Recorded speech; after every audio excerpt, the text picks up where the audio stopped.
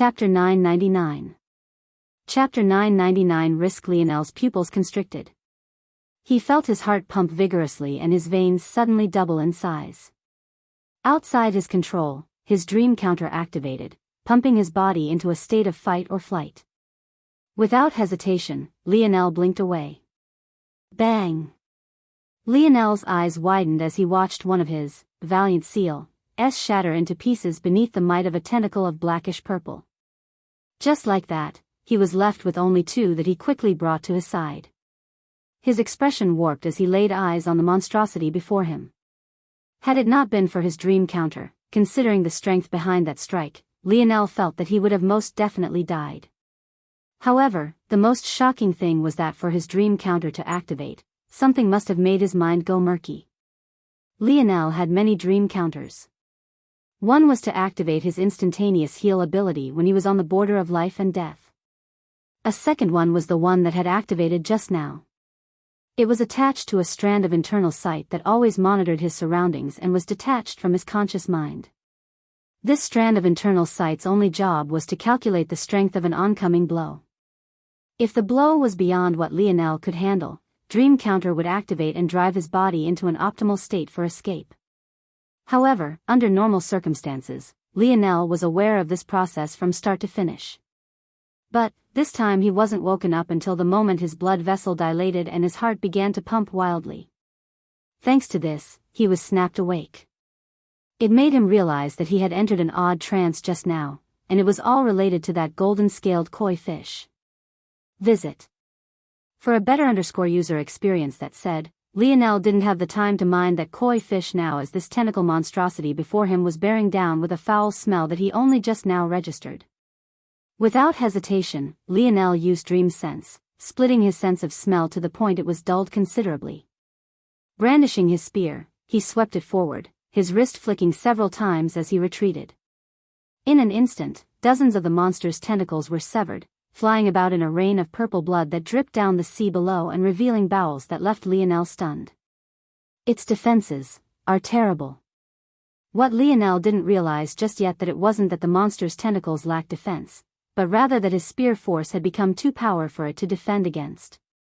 If it wasn't for Lionel's improvement, it would have taken at least 3 hacks to sever a single tentacle, but now a single sweep took out several. Lionel's eyes narrowed. After taking out so many tentacles, the monster retreated, but it wasn't before Lionel could catch a glimpse of what was behind the curtain of all those tentacles. A womb? The latest _AP_SODIES are on the website. Lionel's conclusion even made his own face go weird. This was because the conclusion wasn't based on his own normal deductions, but rather the result of a spark within his dreamscape. This was to say that what he had just seen ticked off enough boxes under the categorization of what a womb would be to cause a reaction in his dream world. Eggs, warmth, nutrition, placenta. Lionel's eyes widened, his gaze suddenly snapped back toward the gold-scaled koi fish before going back to the monster. He felt like he was on the verge of understanding something when the koi fish suddenly acted. Its mouth opened, causing a small sphere of golden light to form. It looked completely harmless and was just as beautiful as the fish it came from. But, in that instant Lionel was shaken. That small bead had a concentration of force that dwarfed anything that had come from the storm previously. This little bee, Lionel didn't get a chance to finish his thoughts. The wild churning of the sea suddenly became like a pot of boiling water. The siren call of what sounded like a dying whale sounded from all directions. It was so loud that Lionel was forced to use his dream sense on his ears as well, dulling his senses once again. At that moment, on the coast several kilometers away, the onslaught of invalids suddenly did an about-face and charged toward Lionel's location. The latest _AP_SODIES are on the website. Lionel understood immediately that this was the last resort of the koi fish. From what he could see, the koi fish and the tentacle womb were two separate existences. The tentacle womb needed the koi fish for the energy it could provide it, while the koi fish, without combat abilities of its own, needed the tentacle for protection. The earlier onslaught of colossal beasts Lionel had fought were already all the guards the koi fish had outside the tentacle womb. It had sent them all in hopes that Lionel would never get close to it. But that had failed miserably. The tentacle womb could be considered the last line of defense and was indeed far stronger than any of the beasts Lionel had fought on his way here. However, what the two had never expected was for Lionel's breakthrough to make the tentacle womb fare even worse than their vanguard of beasts had. Without a choice, the koi fish could only use its final resort, calling an onslaught of invalids over to deal with Lionel in its stead in hopes that it could find a path to escape. "Can't you just take your loss with grace?" Lionel chided in his mind. "Fuck it. Vice." Lionel's senses reached into the segmented cube and pulled Vice out. The young man blinked in confusion, unsure of what was going on. Vice was none other than one of the two savants that Lionel was raising. Lionel was always hesitant to use them for fear that they'd grow more powerful than he could control, but he had still been slowly releasing their reins. Now it was time to see whether his risk was worth it or not. Visit. For a better user experience. Chapter 1000. Chapter 1000. Vice and Candlevice was confused about what was happening, but sensing a threat to his life, he immediately reacted with all the strength he could muster, freezing everything for several kilometers in space as he took a step behind Lionel, fearfully looking around. Lionel's gaze glowed when he felt this. For one, Vice's ability no longer seemed to have any impact on him.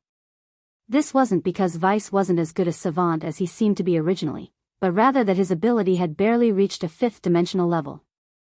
Thanks to Lionel's divine armor being constructed with evolution or as its core, what should have been his fourth-dimensional armor actually had the strength and abilities of a fifth-dimensional armor. Thanks to this, he was able to concentrate his spatial domain down to becoming the equivalent of a force skin, thus allowing him strong control over the space force around himself. This was all to say that Lionel was likely the only one not impacted by Vice's ability. However, even this was just the tip of the iceberg. Vice's ability wasn't as simple as a spatial lock. Its boundaries worked similarly to Lionel's, Valiant Seal, and were like the borders separating two worlds. This meant that not only were all the invalids surging toward the two of them frozen, but this also meant that the invalids that had been rushing toward them could no longer sense the wild fluctuations force being released by the golden koi fish. Lionel whistled, feeling that savants were really the universal cheat code. If he wasn't restraining Vice's progress, just how powerful would he be by now? Lionel couldn't even wrap his head around it. Visit. For the best no_vel_read_ing experience, how long can you maintain this? Lionel asked Vice. Vice, who had been hiding behind Lionel, looked toward him with a blank expression. Every time Lionel looked into his eyes, all he could see was vacancy. With Candle, she at least had a normal range of human emotion, it was just that she tended to the extreme. However, after a long while of observation, Lionel felt that Candle might have grown up to be a perfectly normal girl had she never been locked away. Now, though, her trauma was a weight on her heart that was difficult for her to release. Vice, however, didn't have these emotions. And any emotion that he did show was just a reflection of what he saw around him, as though he was projecting what he thought others wanted to see rather than being his true self. If someone like Vice had grown up in normal society, he would probably be very charismatic and have a knack for manipulating the people around him. It was just too bad for him that his skill in this facet was stunted by his upbringing, thus allowing Lionel to see through him easily. Even now, while Vice was acting scared and hiding behind Lionel, he was only doing so because this was exactly what Candle would do if she was suddenly brought out like this. The more time those two spent together, the more of her personality that Vice imprinted onto himself. At this moment, though, Vice was looking at Lionel as though he couldn't understand the question. It was then that Lionel chuckled and understood. Stamina? That was something only non-savants had to worry about. Vice's look was as good as telling him that he had no time limit and could hold this indefinitely. He didn't have a concept of how long. Visit. For the best no_vel_read_ing experience, got it. Then keep it up. Lionel brought out the surfboard and allowed Vice to stand on it so he could release his grip on the latter's shoulder. Then, he also brought Candle out. As expected, seeing the dark clouds above, the frozen rain in the surroundings, and the giant tentacle monster to the side, Candle immediately shrieked and hid behind Lionel as well. Lionel's approach to dealing with Candle was much different than how he dealt with Vice. He gave her comfort and a few caring words almost immediately. He realized that this was his own bias shining through. After all, he felt that Candle was genuine while Vice was not. But, for now, he let things play out this way. He wanted to see just how Vice evolved from here. Maybe I shouldn't do this myself. I wonder if the dimensional verse has therapists and psychologists specialized in dealing with savants. But if they do, which of them can I trust? There was a hidden reason why Lionel had chosen to take the risk of raising two savants on his own, and that was his grandfather. Lionel simply didn't believe that his grandfather could be so cruel as to kill 99% of Earth's population for the sake of clearing out as many invalids as possible ahead of time, and yet leave such a hidden danger like these savants behind without cause or reason. There was definitely something about this choice that Lionel didn't have enough information to understand just yet. Visit. For a better user experience, Lionel patted Candle on the head until her tears were soothed and her breathing became even once more. I just wanted to let you out to experience the world. If you want to go back and it isn't a problem, just let me know. Candle sniffled and looked around, her shoulders shuddering when she saw the tentacle womb. She stretched a hand out and caused a massive mirror without borders to appear in the sky, blocking the view of the monster. Only then did she relax. When she swept her gaze around and saw the koi fish, her eyes lit up. So pretty, Lionel smiled. You two stay here, I'll be back. Okay. The two replied at once. The surfboard hovered just a foot over the dark waters, allowing Candle to sit and glide her feet about it. The latest _AP_SODIs are on the website. Lionel appeared on the other side of Candle's mirror and observed the tentacle womb. He could tell that it was struggling to move away, but it couldn't no matter how hard it tried. The abilities of savants were truly too sick. Such a powerful creature couldn't even lift a finger to stop it. Can this tentacle womb clone creatures? Chapter 1001. Chapter 1001 Units. Lionel asked the question that had been on the tip of his tongue for the longest time instantly, not holding back at all. Ping, replying to seed, yes. How does it clone creatures? Ping, replying to seed, the creature clones by. Stop. Lionel shook his head. The dictionary had begun going on a long rant about the biological process that the tentacle womb underwent. Clearly, Lionel's question wasn't specific enough. Let's try. What do I need to give this tentacle womb in order to clone? Little Blackstar? Lionel didn't really have intentions of cloning Little Blackstar because he felt it would be a bit weird. But, after hearing the response, he realized that it was naive of him to an extreme to even believe he could. Visit. For a better user experience, ping, 1,283,490,985 units. At first Lionel was confused. But, after several probing questions he came to understand the unit in this context was the equivalent of one complete beast crystal. That meant that for this tentacle womb to clone Little Blackstar as it was presently constructed, it would need over 1 billion units of Little Blackstar.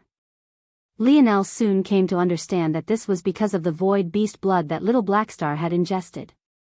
But, even if this blood was ignored, according to the dictionary, it would still take 1,983 units to clone Little Blackstar. Lionel could only be left speechless by this. For one, the value of void beast blood had suddenly become very obvious to him. There was actually such a large gap between the value of Little Blackstar alone, even as a shadow sovereign, and just a vial of its blood. Not even its beast crystal. And secondly, he realized that just a beast as talented as Little Blackstar required almost 2,000 units alone. Hold on. Lionel suddenly realized that he had forgot something important. What's the amount of energy the tentacle womb would need to produce one Little Blackstar? Lionel almost didn't want to hear the answer, but when he did, he felt his body go numb. He had thought that the needs of the silver tablet were already ridiculous, but this tentacle womb made it look like child's play. Even if Lionel killed all the oceanic creatures Earth had to offer, the amount wouldn't be enough. Lionel shook his head. He hadn't considered one other thing as well. The latest _AP_SODIs are on the website. This was all theoretical. Just because the dictionary calculated that the tentacle womb would need this amount, that didn't mean that the tentacle womb would survive swallowing such an amount. In fact, Lionel's next question confirmed this perfectly. So that's how it is. As of right now, the womb's limit is producing fifth-dimensional creatures. It needs to consume 13 units to reproduce. If I tried to make it clone a creature worth 14 units, it wouldn't be able to ingest it properly and would even end up hurting itself. It's no wonder the creatures it cloned were so small and weak comparatively speaking. That's its limit. The swordfish was worth about 3 or 4 units at most. The question becomes, then, how do you find creatures close enough in identity to count as units of one another? This was the next problem Lionel ran into. These so-called units implied that you needed to swallow creatures that were nearly identical in species and ability. But, how was such a thing possible to find? Even among those sharing the same species, their abilities could vary wildly. Even if this tentacle womb could handle cloning Blackstar and Lionel was willing to do it, the current Lionel only had 1 unit of little Blackstar and didn't even know where else he would find another Shadow Sovereign mink. How the hell would he even start this journey? It made no sense. But, clearly, there was something he was missing, or else how had the tentacle womb created so many swordfish? Was there really a school of identical swordfish out there? What was he missing exactly? At that moment, Lionel's gaze suddenly sharpened as he thought of something. After a series of pointed questions and inquiries, he landed on the response he wanted and his eyes glowed with understanding. The conclusion? Though this tentacle womb had a limit of 13 units, the truth was that it could mostly only produce creatures worth between 3 to 5 units. The reason for this was simple. Rather than absorbing multiple units of the same creature, something that would be impossible, the tentacle womb instead swallowed up powerful creatures and then segmented their abilities into smaller units to create these weaker level creatures. Visit. For the best no_vel_read_ng experience. So, say for example the tentacle womb swallowed up a creature worth 10 units. It was impossible that it would find 9 more exact types of this creature with the same genetic code and ability. So, instead of doing this, it would parse this creature into smaller parts. Because the original creature was innately worth more to begin with, its smaller parts were able to cover all the units these weaker creatures would need to be produced to begin with. To put this in the simplest terms possible, the swordfish that Lionel had fought earlier likely came from a more powerful king swordfish. Unable to reproduce this king swordfish, the tentacle womb instead divided the king swordfish up so that it would be worth multiple units of the weaker creature it eventually came to represent. I understand. So, if this tentacle womb were to, hypothetically, absorb Little Blackstar, the creatures it would produce would be several weaker versions of Little Blackstar instead. Lionel's gaze glowed brighter and brighter as he thought of this, his thoughts spinning as one idea after another popped into his head. He thought of everything from using the blue whale dwarfing crocodile's corpse to create an army of living water guns all the way up to just what kind of monster this tentacle womb would be if he one day strengthened it enough that even giving birth to void beasts was no longer impossible. Lionel understood now just how important this tentacle womb would have been to Simeon. If it was paired with the latter's genetic modification ability, it would be like giving wings to a tiger. I guess that favor can really be considered to be repaid. Lionel took a deep breath and didn't get ahead of himself. Just the birth of a single creature took a ridiculous amount of energy. Why else would the tentacle womb pair up with this golden-scaled koi fish? That said, wasn't that fish still right here? Lionel's gaze shifted toward the frozen koi fish, still looking as beautiful as ever. He even almost fell into another trance. Dictionary, how many units would cloning this guy take? Visit. For a better user experience, Lionel was curious. Was Little Blackstar or this little guy better? Chapter 1002. Chapter 1002 Energy Purification, ping, 3923 units. Lionel's eyes opened wide in shock. This little fish was 30 times more valuable than little black star. At least the little black star before he ingested the void beast blood. Lionel appeared around the halo of the golden-scaled koi fish, his mind running in overdrive. This fish was very unique. Even now, Lionel could feel the wild surges of force that was coming from the ball of light that hung out from its mouth. However, to him, this was just the tip of the iceberg. This koi fish had actually been able to disrupt Lionel's mind for a moment, there was no doubt about that. For Lionel, who was very much used to being nearly infallible when it came to matters of his mind, this was both a scary and intriguing truth. The latest _AP_SODIES are on the website. The reality of the matter was that the boundaries of Lionel's mind had fifth-dimensional protection ever since he was in the third dimension. In fact, back when Lionel was in the third dimension, he had even been able to ignore the mental coercion of a fourth-dimensional variant invalid.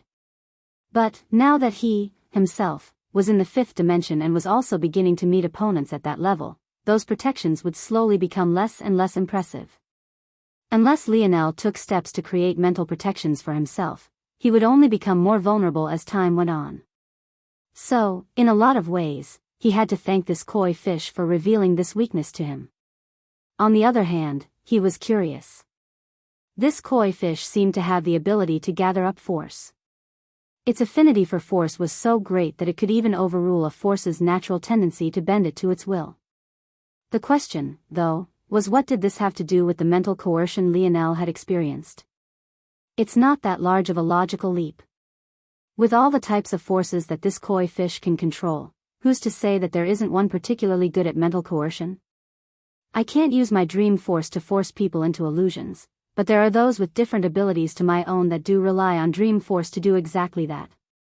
It's possible, then, that this koi fish made use of this branch of dream force to place me in a trance. But that only makes it more embarrassing that I actually almost fell for it. Lionel shook his head. Every time he felt he had a grasp on the dimensional verse, he would get blindsided with something new. For a person like him who liked to be prepared for every possible variable, it was a bit frustrating. In the past, he used to blame his recklessness for this, but he had weeded much of that out of his system long ago.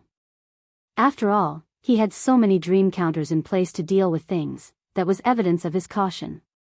The main issue, though, was that it felt almost inevitable that there'd come a day where his dream counters wouldn't have an appropriate countermeasure.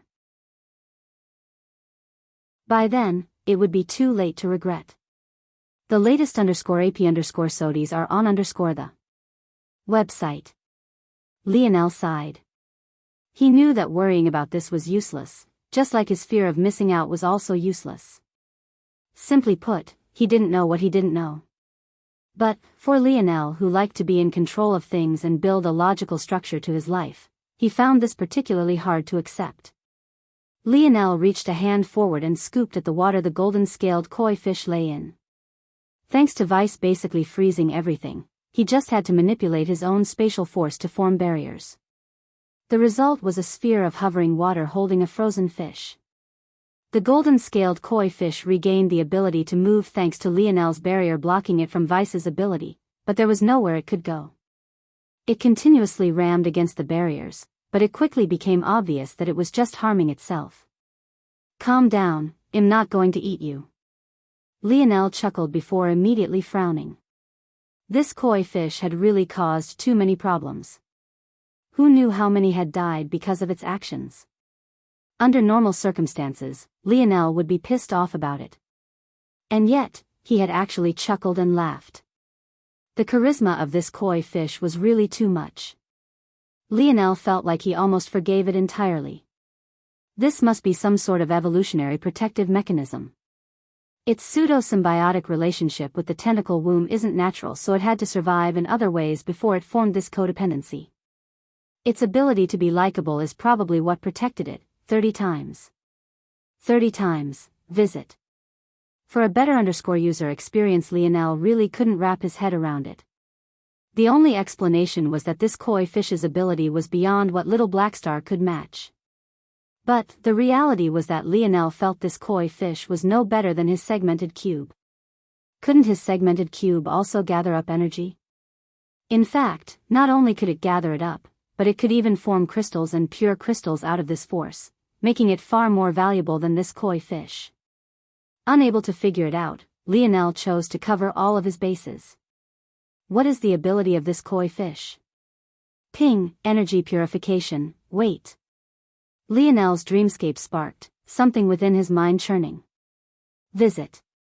For the best no_vel_read_ng experience, a flood of questions came from his mouth, each more pointed than the last as he zeroed in on the answers he wanted. As he spoke, a plan of action continuously formed in his mind and his gaze grew brighter. By the end of it all, he looked toward the koi fish as though it was a priceless treasure, his heart thumping madly. Lionel carefully placed the golden-scaled koi fish into the large lake of cleansing waters and sent the tentacle wound to be slowly healed back to its peak condition. Then, he picked up vice and candle before shooting off into the distance, his intent blazing. Chapter 1003. Chapter 1003. Connecting the ocean and the sky. The royal blue basin was a complete mess.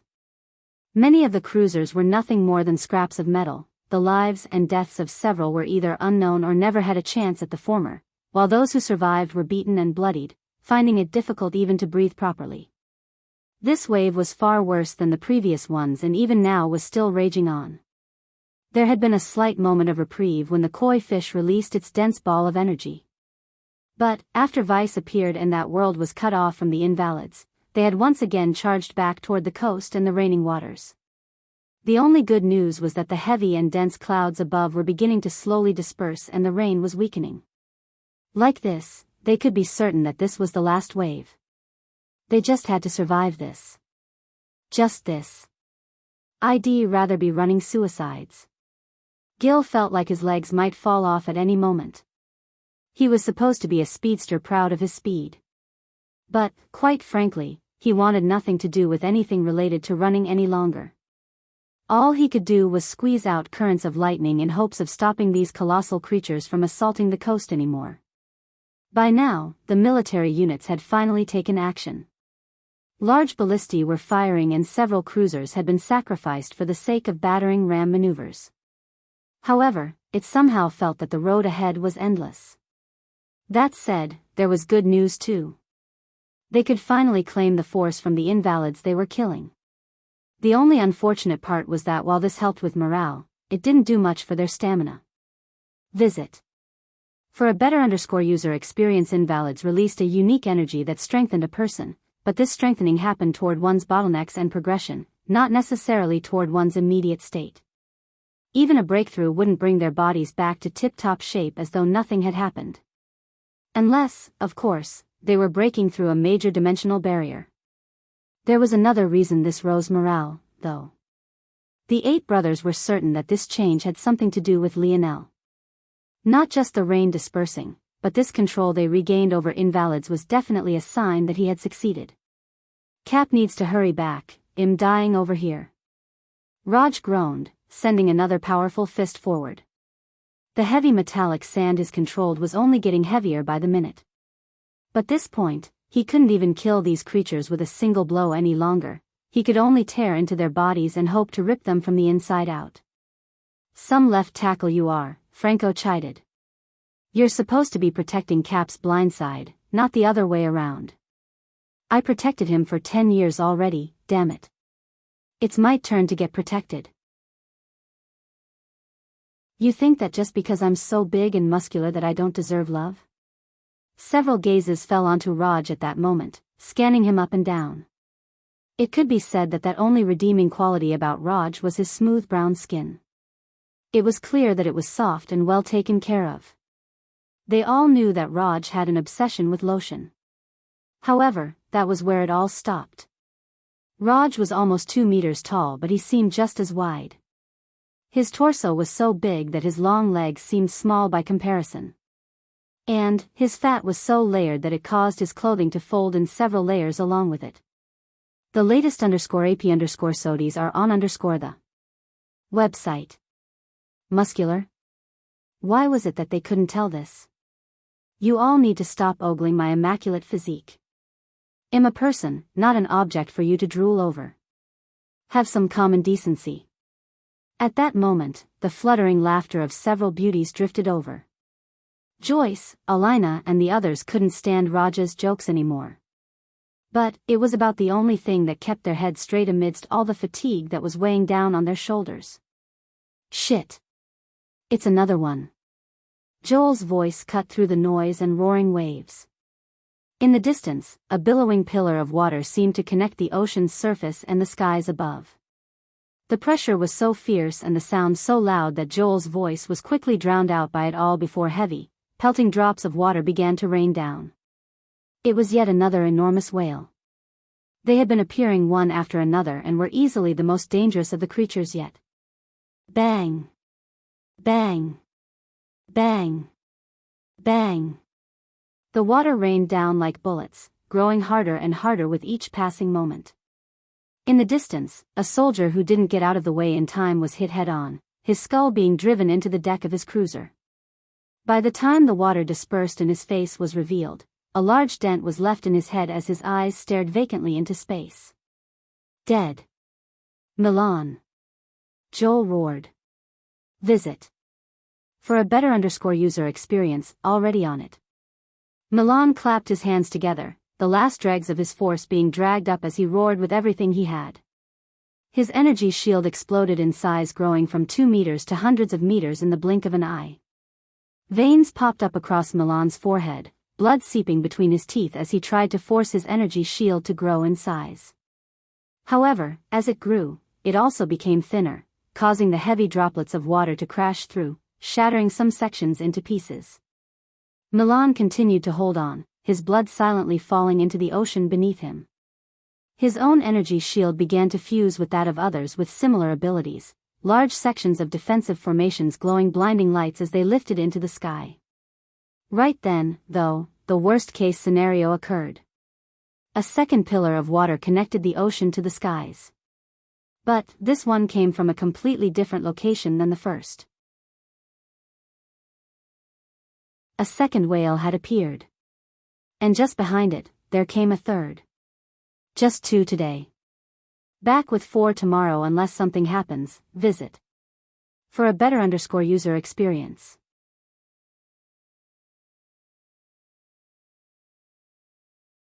Chapter 1004. Chapter 1004. Boiling point. A heaviness took over the atmosphere, even more dark and pregnant than it had already been before.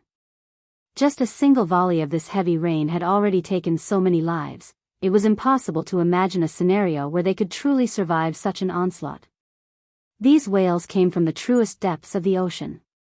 Their skin was so pale and sickly that it was impossible to conclude that they had ever seen even a drop of sunlight in their lives.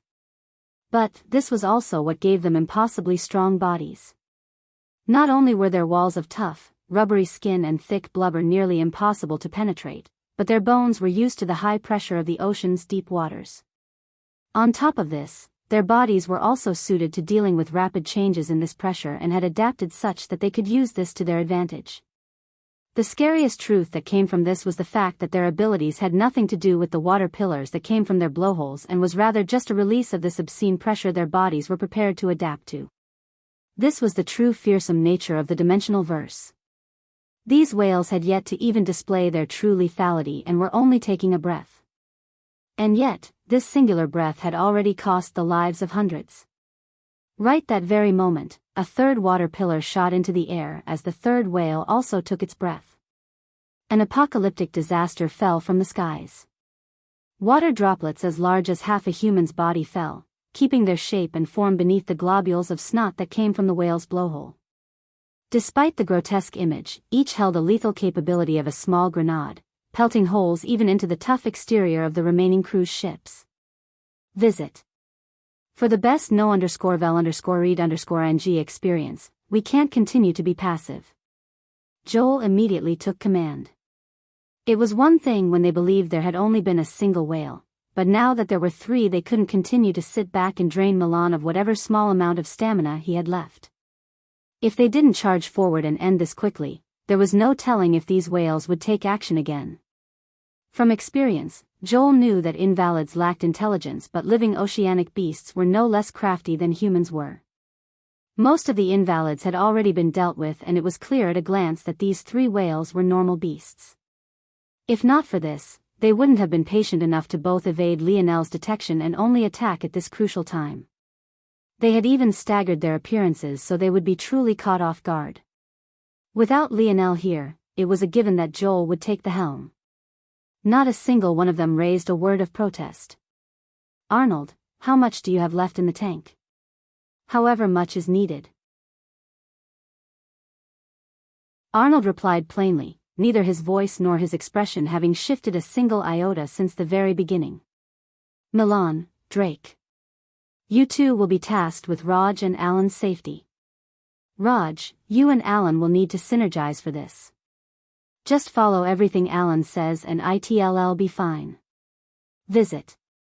For a better user experience clearly, Joel and Alan had a tacit understanding about something which didn't need to be said aloud.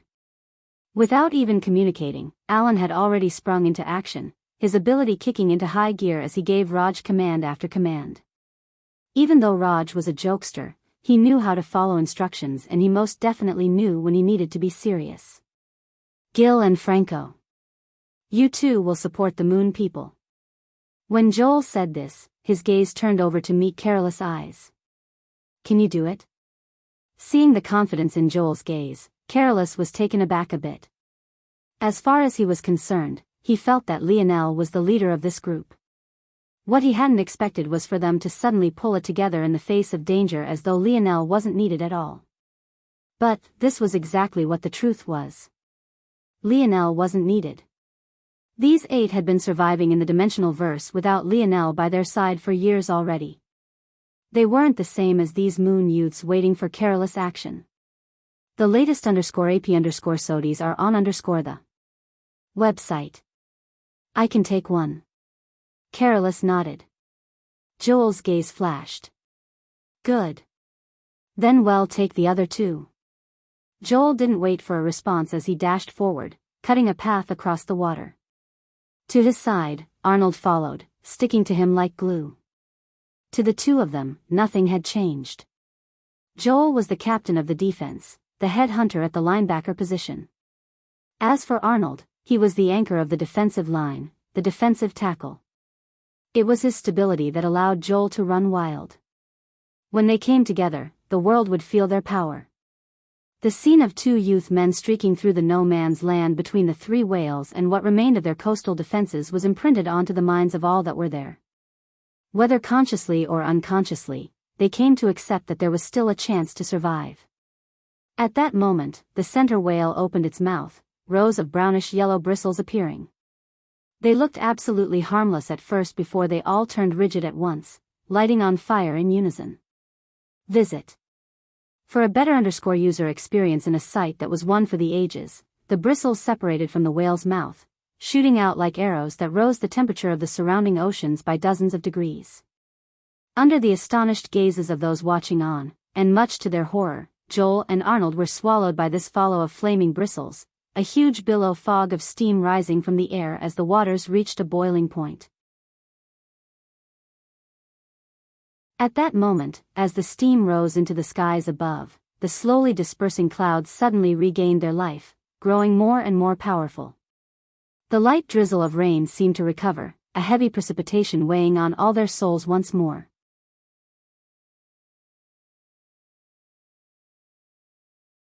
Chapter 1005. Chapter 1005 ready? Not good.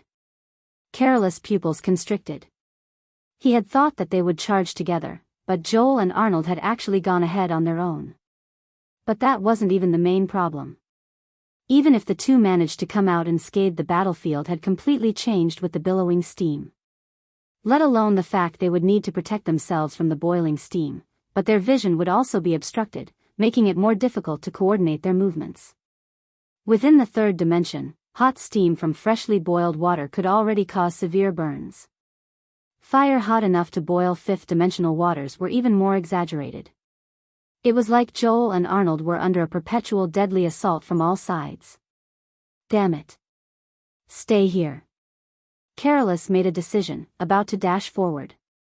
Don't go. Franco and Gil stopped careless. The two were practically mortal enemies usually, however at the moment, they had a tacit understanding. Joel had told them to help Careless and the other moon people, but there was a clear hidden meaning behind his words which was quite simple. Don't let them mess anything up. At that moment, two shadows suddenly surged out from the fog. No, it wasn't that they had surged out of it, the steam had grown far too tall and covered a space far too wide for that. Instead, they had dispersed the steam around them, their force billowing like a raging torrent. Visit.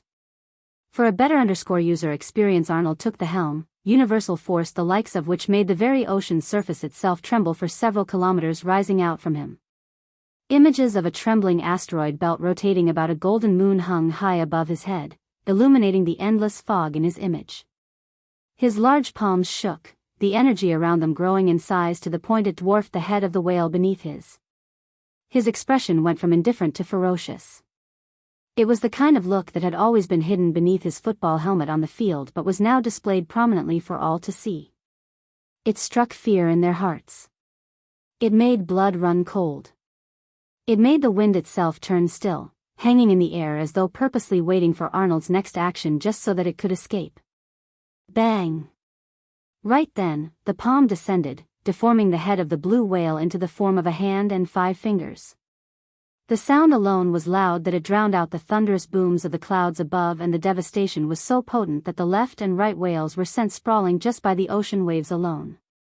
However, Arnold himself wasn't satisfied with his strike. He could tell that the whale's skull hadn't given way beneath his power. In fact, though its head had deformed, much of that was just its thick skin and fat being displaced irregularly. That said, Arnold's strike wasn't useless. It stopped the fire bristle whale from being able to send out another strike immediately. Not only had it been sent several hundred meters into the water below, but whales had brains as well. It most definitely wasn't immune to being disoriented and concussed.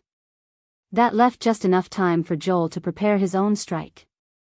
Like clockwork, Joel appeared by Arnold's side, both of them riding atop the massive wave the latter's attack had caused.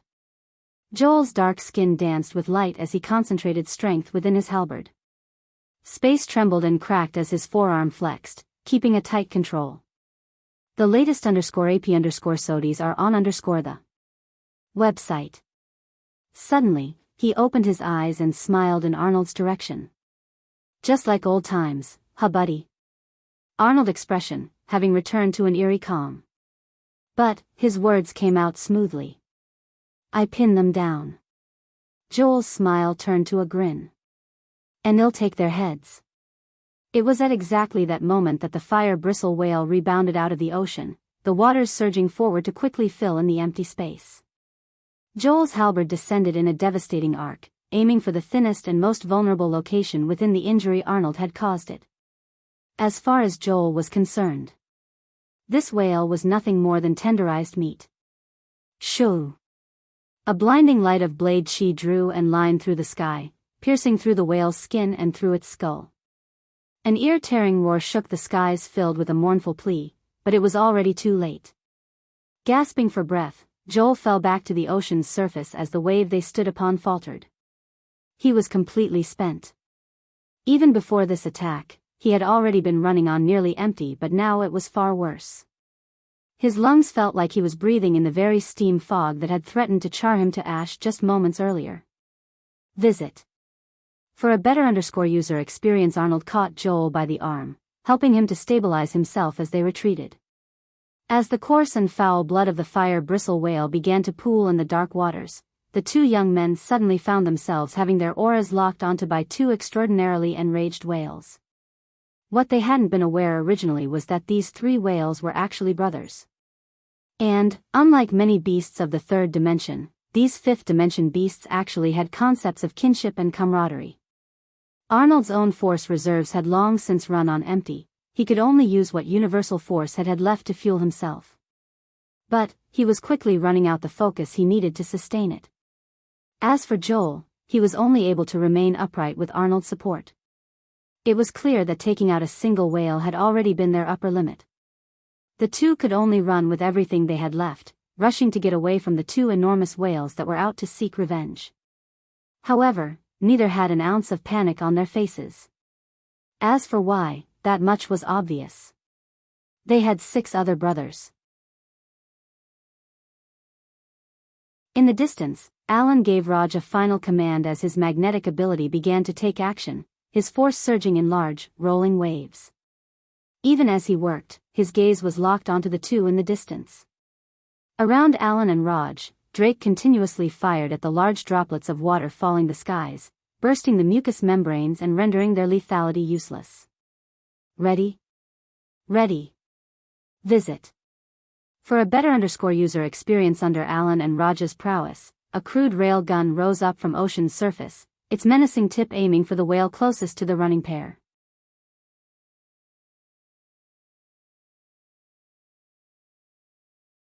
Chapter 1006. Chapter 1006. Sound wave beads of sweat fell down Raj's brows. He had to put in his everything just to get this thing finished in time, and he still wasn't even sure of what it did. However, if it could be said that Joel was the best leader they had after Lionel, then it could also be said that Alan had the greatest mind after him as well. In fact, before Lionel awakened to his ability, it was Alan who was ranked first over both him and Aina in Class A. The rail gun was pieced together with Raj's metallic sand and squeezed until it formed a crystalline structure stronger than anything Diamond could match up against. Its barrel had a top half and a bottom half separated by a gap just perfect to fit in a ballista Alan had long since slotted in. From a certain angle, it almost looked like the maw of a dragon, force pulsing about the tip of its barrel as Alan poured everything he had into it. Drake. Drake didn't need to be told twice. As the pure marksman of the group, he had already known exactly who would be tasked with shooting this shot. "This is everything I've got," Alan said solemnly. "The latest _AP_SODIs are on the website. Leave it to me." Drake's gaze glowed, a confidence that exuded from his bones pervading his surroundings. The metamorphosis had descended long before Drake got the chance to do so, but it had to be remembered that Drake was the heir apparent chosen to replace Lionel after he graduated by Coach Owen himself. He might have been a rookie 4 years ago, but now he had grown into his own man and had the broad back to prove it. He grabbed onto the railgun's 2 anchor points, his gaze locking onto the distance. He could see Joel and Arnold running for their life, the fatigue painted on their faces being as clear as day. It looked as though they just might collapse at any time, their stamina running out before they could do anything. However, Drake's gaze could also see the look in their eyes. Over the several kilometers that separated them, their gazes met. That look of confidence was one that he would never forget. Such a big, slow-moving target. Drake grinned. "As if I could miss." Bang! The sound of the railgun firing resounded like a cacophonic boom, but it was quickly drowned out by a whistle so loud it felt as though it could be heard around the world. The recoil was devastating, the ocean waves around them being no less violent than when Arnold palmed the fire-bristle whale into the ocean. The latest _AP_SODIs are on the website. Drake could feel his arms fracturing even beneath Raj's control. The latter had done everything he could do to mitigate the recoil, but even then, both of Drake's arms became useless in the end. However, Drake didn't even seem to notice, his gaze focused on the projectile that was currently splitting the ocean in two. It was so fast that it seemed to teleport. A single blink would cause it to vanish across hundreds of meters. In fact, it had already appeared by the second whale by the time the first wave of pain was registered by Drake's mind. The whale's tough exterior was like a wet piece of paper. It didn't even seem to register what had happened to it until it swam forward half a kilometer more, bearing down on the Joel-Arnold pair with every intention of swallowing them whole. As expected, for the intelligent whales to try to obstruct their vision with steam, one of them had to have an auxiliary ability capable of helping them to maneuver such an environment. Joel and Arnold just happened to be lucky enough that the whale that recovered the quickest to rush after them was exactly this whale, leaving it with no other option of attack. It was then that a second mournful cry in just as many minutes resounded. This one, though, was particularly somber, as though it was well aware it was leaving its last brother alone. Anne. Maybe that was why it was instantly followed by a roar the likes of which shook the battlefield. The sound wave of the roar alone sent wave after wave of dark waters spreading outward. Cruisers that got caught in the mess were upended and flipped. Even Joel and Arnold, who were in the process of running away, was hit by a wall of this sound, their bones threatening to fracture beneath the pressure as they were sent flying. Visit. For the best no_vel_read_ng experience, Joel. Arnold. Gil's gaze flashed. He took a deep breath, his chest expanding as he dug deep. With a bang, he shot forward. Arcs of lightning followed his steps as he sliced through the sound wave. It felt almost like he was trying to run in water, his limbs pushing as hard as they could for less than half the usual result. But he knew that he was the only one who could get to those two in time. Joel and Arnold had already expended what force they had left. Being so close to that sound wave, they had definitely taken the brunt of the pressure. With force to protect them and under such a fatigued state, they had already lost consciousness. If no one went after them, they'd be finished. Careless gaze flashed. Space fractured around him as he anchored himself. The moment he did this, it was as though he was standing in a world different from everyone else, and the sound wall vanished. He rushed after Gil. At this point, it was a free-for-all. If he didn't take action now, when would he? The devastation that shook the coast only seemed to be getting worse with every passing moment. However, it was then that the final whale stopped roaring, its blood-red gaze rising from the ocean and bearing down on everyone before it as though the world itself was its enemy. Visit. For the best no_vel_read_ng experience at that moment, a pressure crushed down from above, compressing the water and forcing many to pour more force toward their feet so that they could stay afloat. The whale raised its tail, bloody murder marring its gaze.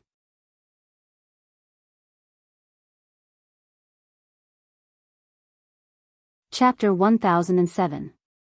Chapter 1007. Halt. The sudden shift in the gravity caught many completely off guard.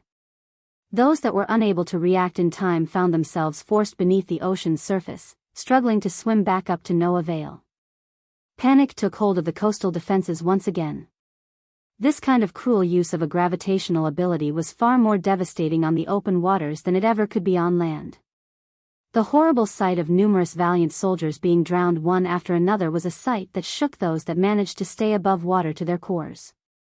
Fourth-dimensional existences could hold their breaths for far longer than most third-dimensional existences could, but this didn't mean they could do so indefinitely. The gravity whale had suddenly placed a timer on all their lives, a cruel light pervading its gaze. Damn it! Gil roared, his steps having slowed considerably. He poured everything he had into his forward momentum, but he was still a step too late. Joel and Arnold crashed into the waters. They already hadn't had any force remaining. How could they possibly scrounge up enough to resist the pull of the waters? Joel. Arnold. Gil's gaze turned bloodshot.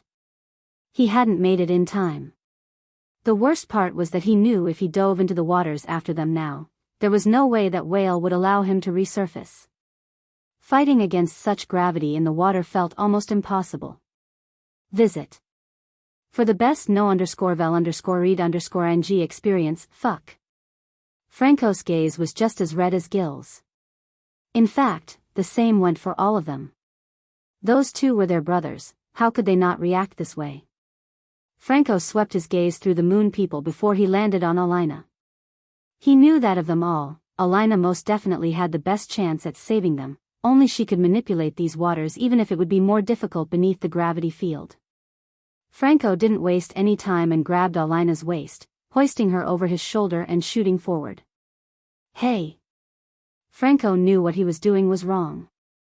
He had no right to force someone else to risk their life for his own brother, but he couldn't just sit by and do nothing.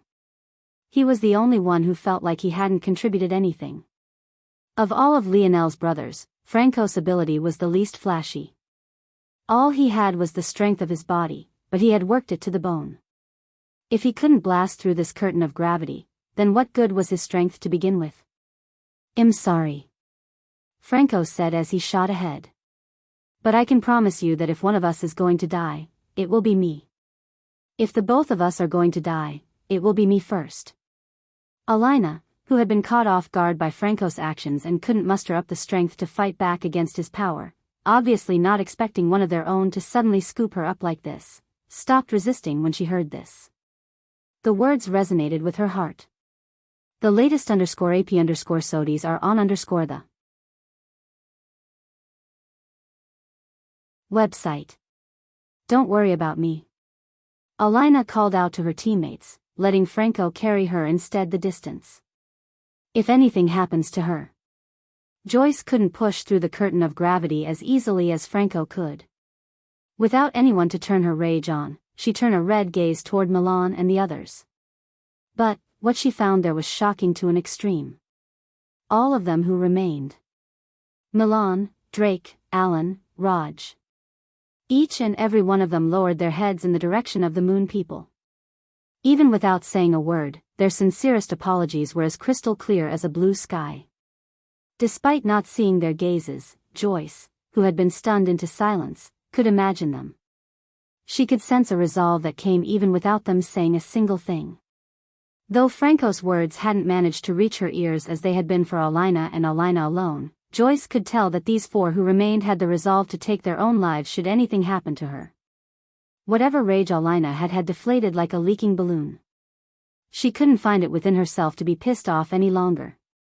Franco's muscles pumped and pulsed. His somewhat fair skin was filled with blotches of bruised fibers as he pushed his body to its limits, but he didn't seem to notice in the slightest. From over 2 kilometers away, he crossed the distance, cutting it in half then cutting it by another half. The latest _AP_SODIs are on the website. Gil, who had already noticed Franco's approach, rushed back as fast as he could. But, despite the fact that the gravity curtain became weaker the further he went, that didn't change the fact it was there. In the time it took Franco to cross almost 2 kilometers, Gil had crossed just 100 meters. But, it was still enough for them to meet. Franco's face was covered in sweat, his cheeks even becoming somewhat hollow. All the nutrients in his body seemed to have gone to his limbs, pushing him forward one stride at a time. Without a single word, Gil clasped a hand to Franco's shoulder, pouring speedster lightning force into him. Franco tossed Gil over his other shoulder and shot forward again, his speed more than doubling what it had been before. However, the strain on his muscles only grew worse. His muscle fibers tore, his bones threatened to fracture and his knees grinded against one another, thinning his cartilage one layer at a time. Alina. Franco gasped out. He entered the general area of where Joel and Arnold had been forced beneath the water. I've sensed them already. I got it. Alina replied, not trying to move from Franco's shoulder. She was under no illusions that she could survive beneath this gravity curtain without Franco's support. I got them. I got them. In the distance, the looming gaze of the gravity whale hung like 2 crimson orbs.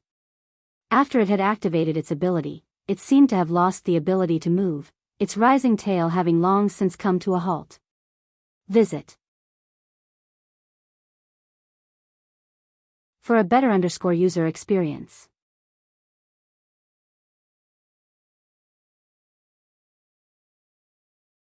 Chapter 1008. Chapter 1008 Fuck You, bonus chapter. Veins pulsed through Alina's delicate brow, her face reddening beneath the strain as she released a low shout. Joel and Arnold were ripped out of the waters, their consciousnesses still not having been regained. Panic took hold of Franco's heart as he wondered just how much water they had swallowed, but he didn't have the luxury of finding out now. He needed to bring everyone back. Franco dug deep, pulling out everything he had. He stacked 2 people to each one of his shoulders, taking heavy steps back toward the coast.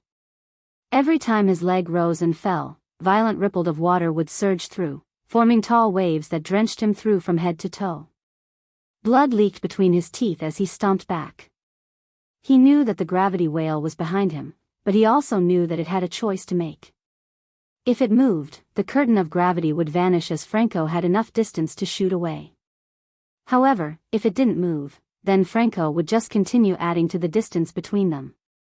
Even if he had to turn his bones into dust, he would bring them out of here. Unfortunately. What actually happened was far out of their expectations. The curtain of gravity suddenly shifted as the whale's tail twitched.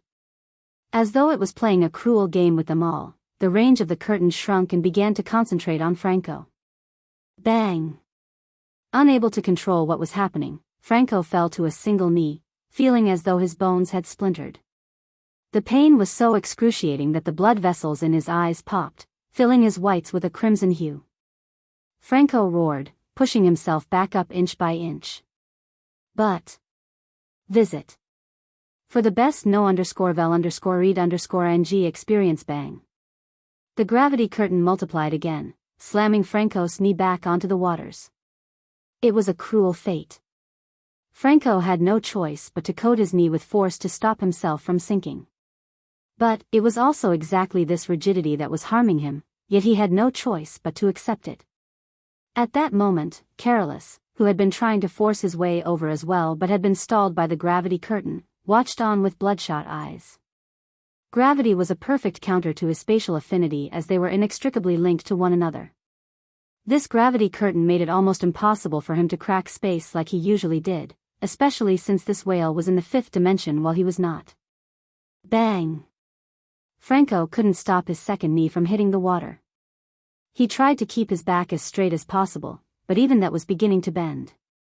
Alina gasped for breath, his stamina having been drained to its limits. Every time she tried to control the waters, it would gurgle and ignore her.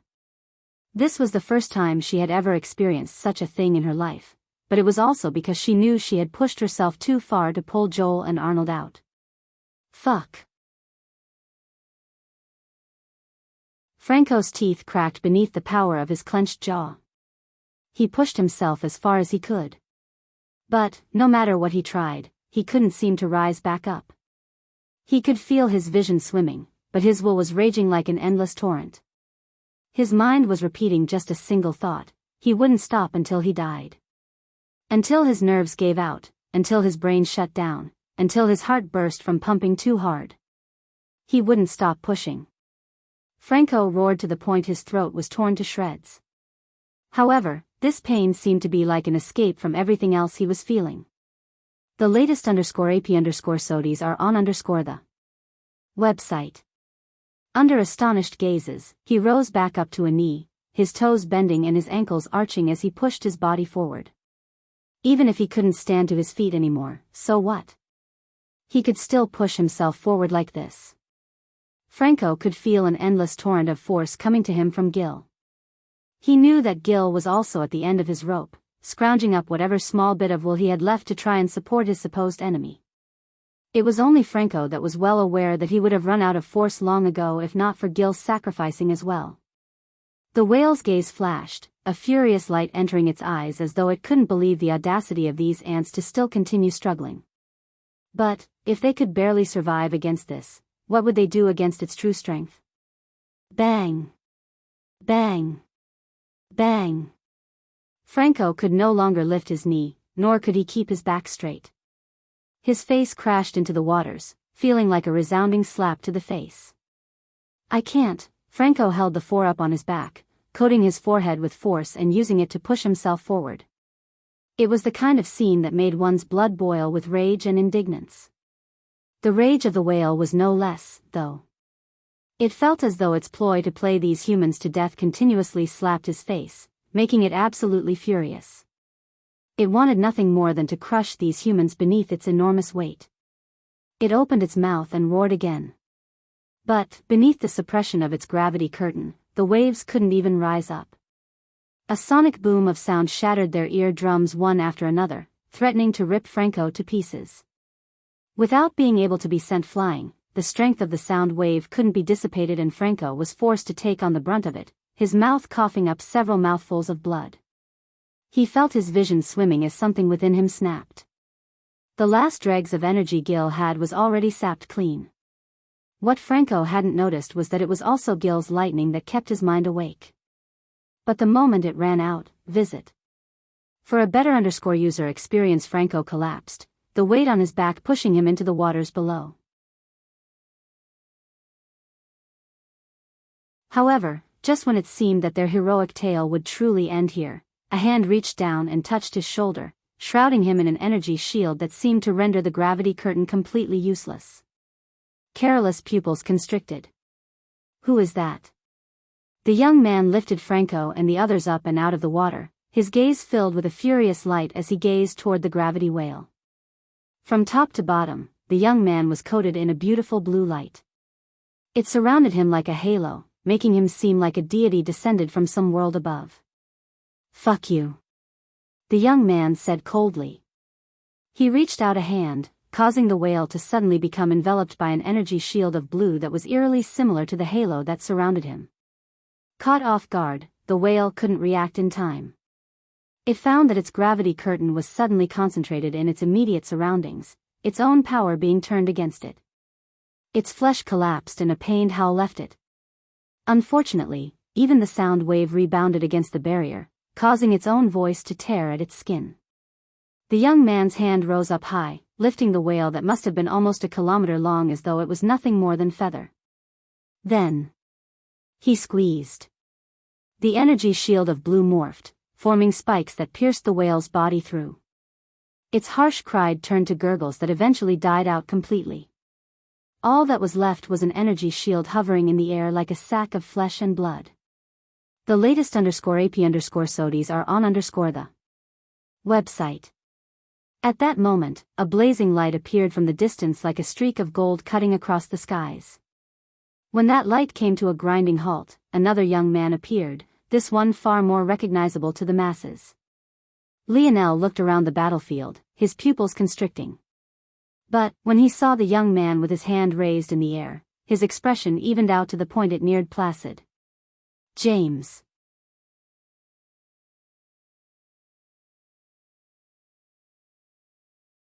Chapter 1009. Chapter 1009. Vale. James Bennett. Much like the rest of the talents of Earth, he too had taken advantage of Earth connecting with the wider dimensional verse to explore what lay beyond their world as well. He hadn't ended up going to the same location as the rest of his former teammates and instead ended up elsewhere. The result was him only recently returning. He had, of course, chosen to come to the coast much like all of Earth's talent had, and he happened to run into this situation the moment he had.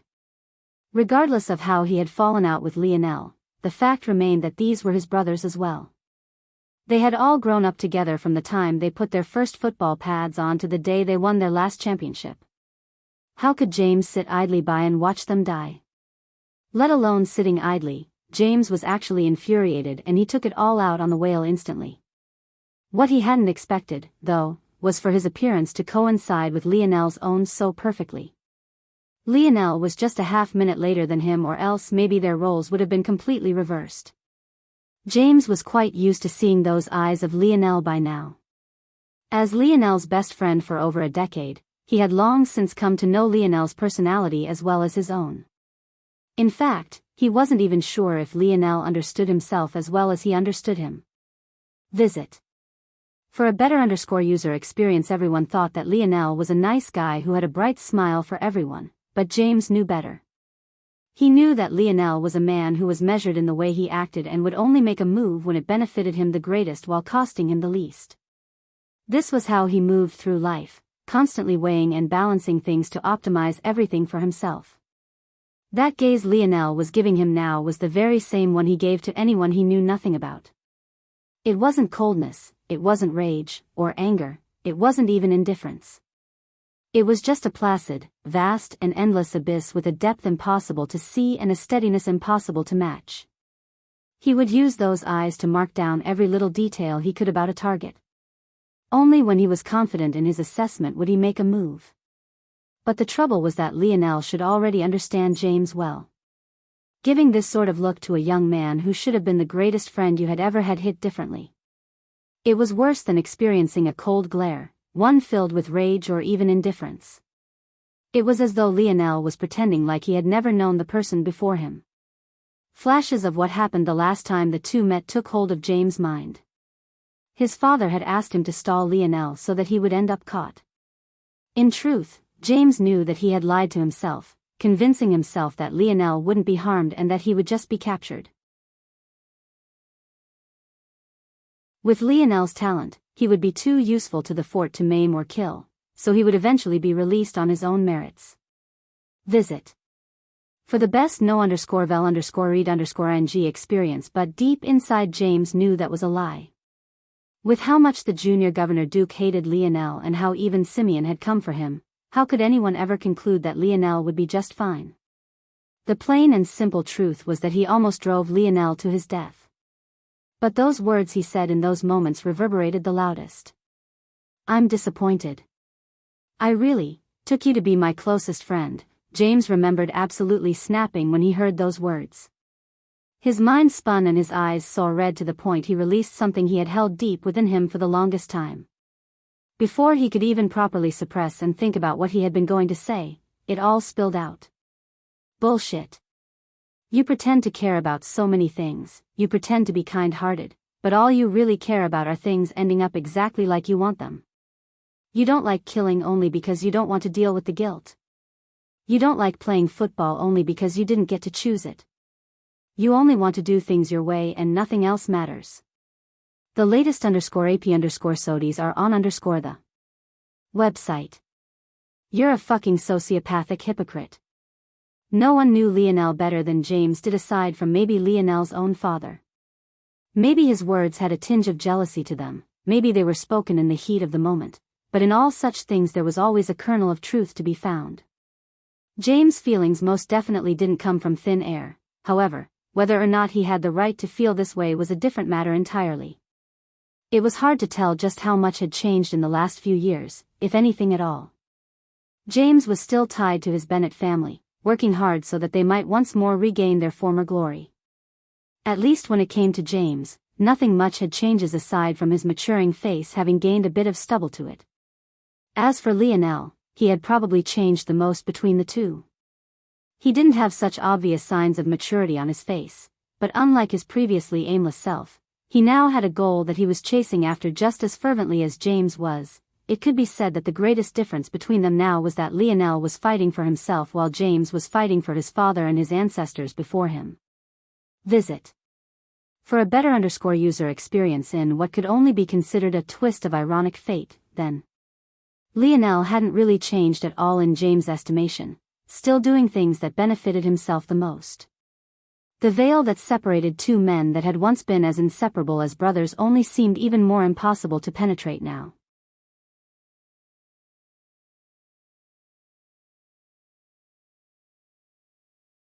Chapter 10:10.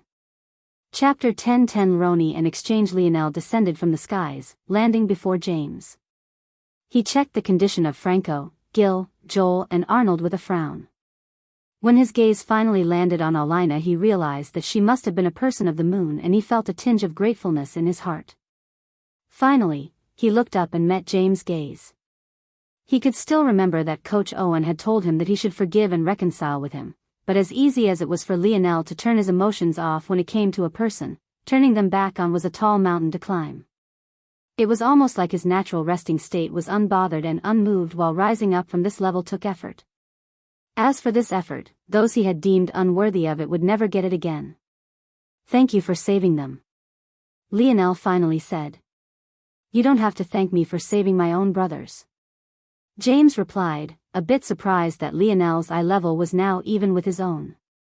James had always been taller than Lionel, but it seemed that this would no longer be the case. "Fair enough," Lionel replied. Someone else might have accused James at this point. If he really cared so much for brothers, why would he have taken the actions he had during the past several years? However, Lionel couldn't be bothered with such emotion. He could already simulate what would happen if he said such a thing, and it would ultimately just be a waste of his time. Lionel waved a hand as Earth force surged, forming a platform. He laid them on one by one. The latest _AP_SODIes are on the website. James' gaze narrowed. The water force in the surroundings was so potent that it was hard to imagine anyone managing to gather up so much Earth force, let alone in such a short time. "Shouldn't you heal them?" James asked. "No. This is the perfect state for them. Take something I prepared for them. If I heal them now, all their hard work will be meaningless." James frowned when he heard this, but he didn't say anything as Lionel placed a hand over Alina's forehead. Twinkling lily, Belle's blessing. A gentle chime began to resound. Whether by coincidence or maybe due to the strength of Lionel's spell, the dense clouds above instantly began to disperse as strong surges of light elemental force descended. From an injured state, Alina's cheeks suddenly became rosy and her breathing became even. In the blink of an eye, it was as though she hadn't fought a single battle all day. There was no doubt that, let alone James, this was the most powerful healing spell anyone present had ever seen in their lives. Bring the injured to me. I'll heal them. Lionel didn't seem to be trying very hard, but his voice boomed across the battlefield. Visit. For a better user experience after he finished speaking, he reached out a hand toward the energy shield of flesh and blood. Pure white vines coated in a cotton-like fabric shot out, sucking out the vitality of the blood one pint after another. Please hold it up. Lionel spoke to James, who only gave him a nod in the end. Admiral Ellie watched with numbness as Lionel flipped the devastation on its head. He had used a few hours to heal tens of thousands and he simply walked away with his brothers in tow as though it was nothing special at all. Of course, Lionel had relied on the large amounts of vitality the whale's flesh and blood had to accomplish this, but who else could do such a thing? The healers they had were quite talented, as one might expect from citizens of Earth, but even they couldn't hold Lionel's shoes in this regard. The difference was too shocking. Admiral, we need to make a report. Oh. Right. Admiral Ellie shook his head, looking at the wreckage of his cruiser and shaking his head. The two princes are really something, Admiral. I heard that Prince Noah was the sole reason Unit 3 was able to survive. Yes. Admiral Ellie said slowly, sighing as he looked up into the skies. Visit. For the best no_vel_read_ng experience, were the days of his militaristic pride numbered? What happened to strength in numbers and the power of order and duty? What happened to following rank and dutifully fulfilling your orders? These days, all the battles seemed to whittle down to who had the largest fist, while those of them that were less talented found themselves in the role of cannon fodder. Shaking his head, Admiral Ellie went off to make his report. He had a feeling that things would only become more exaggerated in this way as time went on. He also felt that it probably wouldn't be long before they were on a battlefield even grander than this quite soon. James took a deep breath as he watched his former walk away. Well. Walk was a strong word. The only 8 people Lionel hadn't healed were them. So, aside from Drake, Milan, Alan and Raj, who could just barely shuffle their feet, Joel, Arnold, Gil and Franco were all being carried along by Lionel's Island of Earth force. It was all quite sobering. Of the 9 of them, the only one who had spoken to him was the one of them that should have hated him the most, Lionel. As for the other 8, they had met his gaze but hadn't said a word. James knew how important Lionel was to them and that a slight toward Lionel was just as great of a slight toward them. So, even though James knew that he had done his best to protect them during the metamorphosis, he also knew it wasn't enough. This is quite a lonely path. James thought to himself. He had already chosen family over friends. If he hadn't, he wouldn't have betrayed Lionel like he had. But, it was easy to put his head down and ignore the loneliness when no one was around him. He had ironically become the hard worker he never had been in school, giving him strength that dwarfed many of his acquaintances. And in exchange, he lost his brothers. Visit. For the best no_vel_read_ng experience.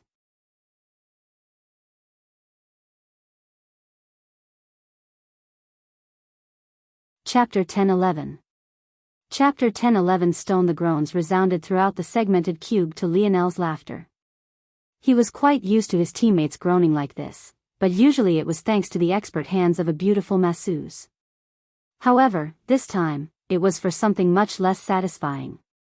And rather than groaning, it could be said that they were screaming. The bone-burning rose was truly working its magic, and because Lionel hadn't allowed them to heal even the smallest bit, the results they were gaining were excellent. As though that wasn't bad enough, Lionel had thrown them all into the 6-dimensional cleansing waters at the same time. And, in a feat of true sadism, the bone-burning rose concoction that Lionel had given them had cleansing waters as part of the ingredients, making it feel as though their throats, stomachs and intestines were being burned from the inside out. Not only were the impurities of their bodies being weeded out one after another, but their foundations were being strengthened inch by inch. If Lionel wanted to help his brothers blaze through the fourth dimension, he didn't need to go through all these problems. After all, with the silver tablet, he could loosen any bottlenecks they faced. However, Lionel knew that the silver tablet wouldn't be able to help them to the very end. After all, even now, it had its limitations. For example, the amount of energy it took for Lionel to undo a bottleneck versus someone far less talented were vastly different. The less talented a person was, the more energy it would take. After a certain point, the effort put in wouldn't match up to the rewards gained if things continued like this. The latest _AP_SODIs are on the website. Thus, the best course to take wasn't relying solely on the silver tablet, but rather instead combining its use with natural treasures that could keep their foundations firm and steady. Lionel had learned firsthand the benefit of patience and consolidation. After staying in the third dimension for so long, his foundation had greatly benefited and his strength displayed that in spades. He wanted the same for his brothers, so they would have to experience a bit of pain first. After checking that their situations were stabilized, Lionel nodded to himself. Under lesser circumstances, the harsh reality was that his teammates would be in danger of dying. But, with all the equipment of the segmented cube, Lionel didn't feel the need to worry about this at all. There were too many fail-safes in place. It seems like Franco will gain the greatest benefits from this, but that makes sense. His ability is physical and he really pushed himself to the limits. He'll probably be the first to break into the fifth dimension. Lionel swept one more gaze before walking away and entering a different lab. The segmented cube had so much space now that Lionel hardly knew what to do with it all. The lab setting was more like several lab settings with technology from civilizations Lionel had never even heard of, let alone would understand how to use. He decided to keep things simple and stick with what he knew. Visit. For the best no_vel_read_ing experience. Not long later, he found himself standing before the tentacle womb whose wounds were still slowly healing. Lionel had plans, but a lot of it would revolve around this tentacle beast, the koi fish and the segment cube working in tandem. However, currently, the tentacle womb was the weakest link. While it seemed like its abilities were astounding, when Lionel really thought about it, it wasn't all that impressive.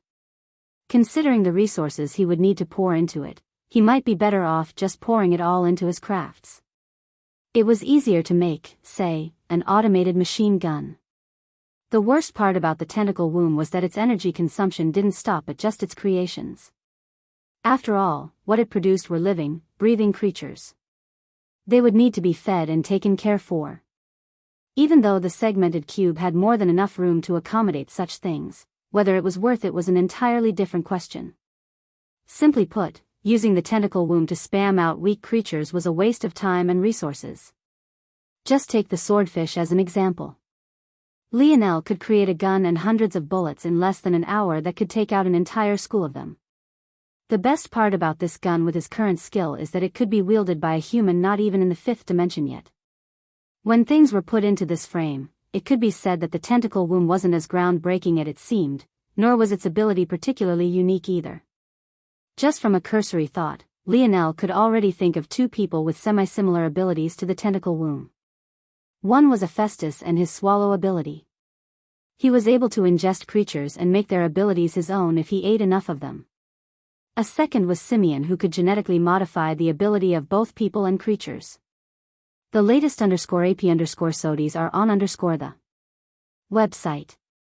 If Lionel wanted to make this tentacle womb a trump card, it would have to be far stronger than it was now, and such a thing would take time and patience. However, he had a trump card in this regard, the silver tablet. If there was anything that could help this tentacle womb evolve, it was the silver tablet.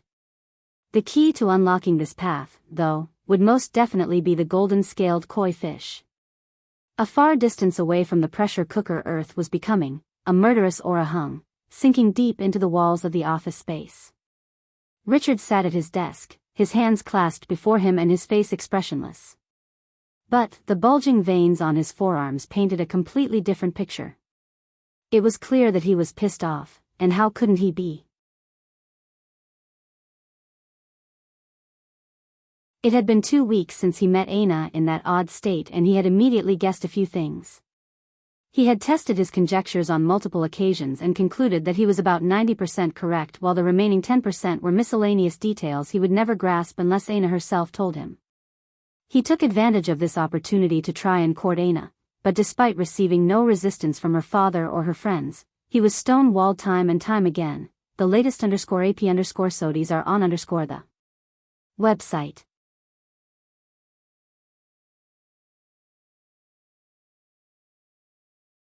Chapter 10-12.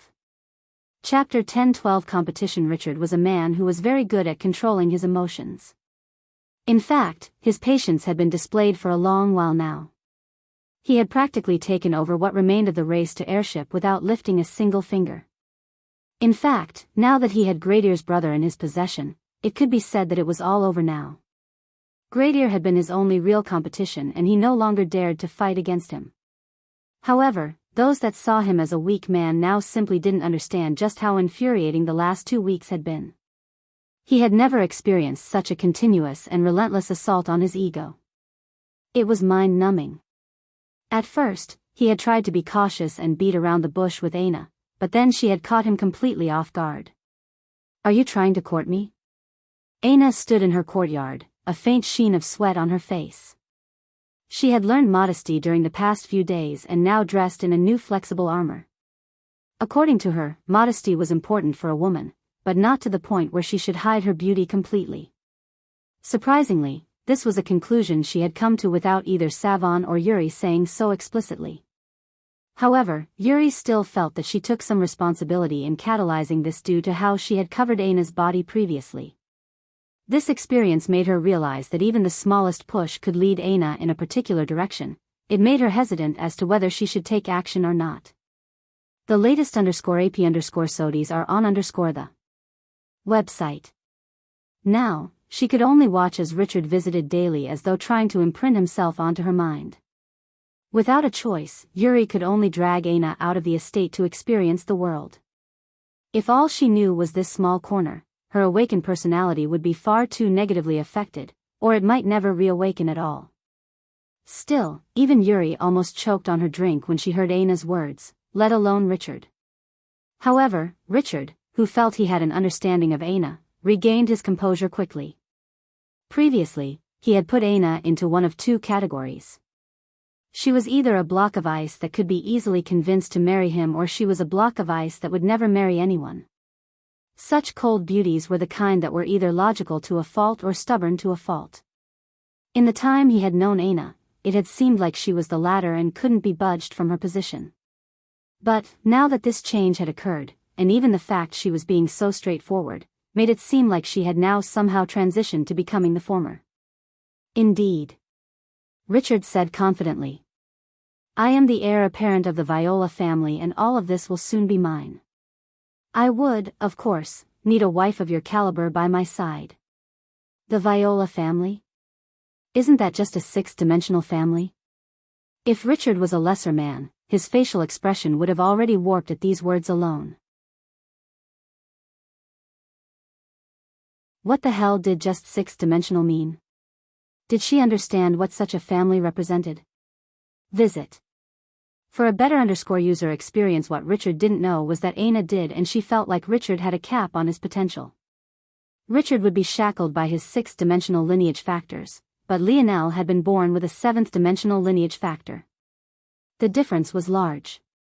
Luckily, Aina had learned in her lesson on modesty that thinking out loud wasn't a good thing either, so she hadn't said this.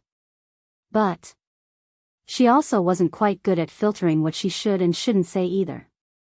Something that would become very apparent to Richard very soon. Yes. My Viola family sits at the very top of sixth-dimensional families and can be considered to be a hair's breadth away from the seventh. What we're lacking is a generation of talent that can lead us to leap over this final hurdle. This is a task we can take on together. I see, that is a decent argument. Aina nodded. After all, building something on your own will be more reliable than relying on others, especially with how important lineage is. I can be considered single right now, I think. So I can allow you to court me. Richard's internal frown disappeared when he heard this and a light smile spread across his face. But, though I'm single right now and he might be very angry with me, according to my calculations, because I held on to this, there is still a chance between us, Aina spoke, looking down at a broken bracelet she couldn't stand to take off of her wrist for some reason. So, it could be said that you are in competition with my ex-boyfriend. Richard almost choked on air.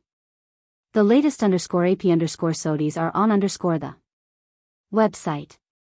This cold woman had an ex-boyfriend? What the hell kind of nonsense was this? That was when he remembered a conclusion he had made himself long ago. The only way to break into the heart of such a cold woman was by knowing her from a young age. Thinking of this, he relaxed. A childhood friend might have an advantage, but women usually became more realistic as they grew older. With Aina acting like this, it was clear that he wasn't so difficult to erase. Richard looked at the bracelet Aina had pointed out. A broken fourth-dimensional treasure? How pathetic. If this is my competition, this will be easy. Famous last words like these had never been spoken before. If it's a competition, I believe it's proper to let you know what the parameters are, correct? I can only tell you that you are far behind. Even setting aside talent for a moment. There is value in being attracted to your husband, as this would represent strong genes for rearing children. But you are shorter than my ex-boyfriend by half a foot and are even an inch or two shorter than myself. Your shoulders aren't as broad, your skin isn't as healthy, and your eyes aren't as pretty.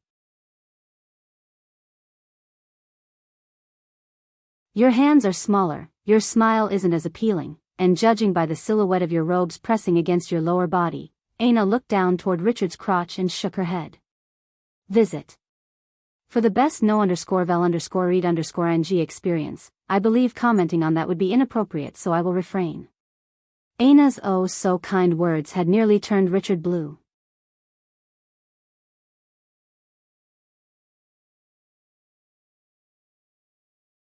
Chapter 1013. Chapter 1013. Coming when Richard had left that day, for the first time in a long time, he almost wanted to destroy everything around him. It had taken all of his self-control to leave that place with a calm smile and a nod, maintaining his image as a noble young man. But being told that he was inadequate in the face of the woman he was courting was enough to make several of his blood vessels pop and snap. Richard regretted wearing the latest fashion trends now. Much like Earth, there was a certain appeal women across the dimensional verse got from looking at the silhouette of a man's lower body.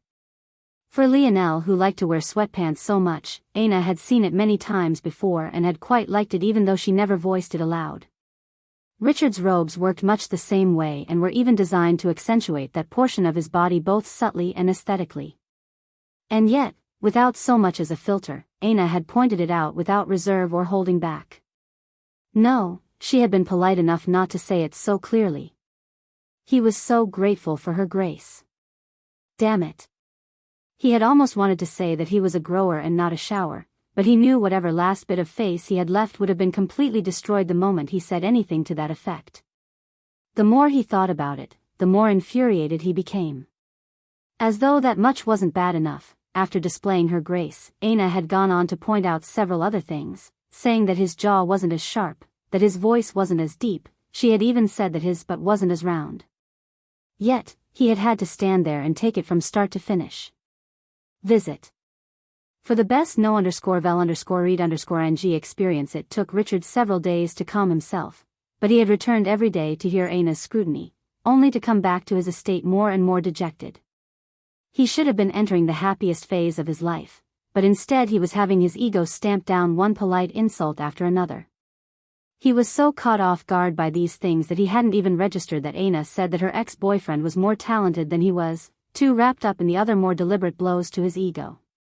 Richard forgot all the ridiculous tricks he had used to try to get Aina to change her mind, but the ending of each was more painful than the last.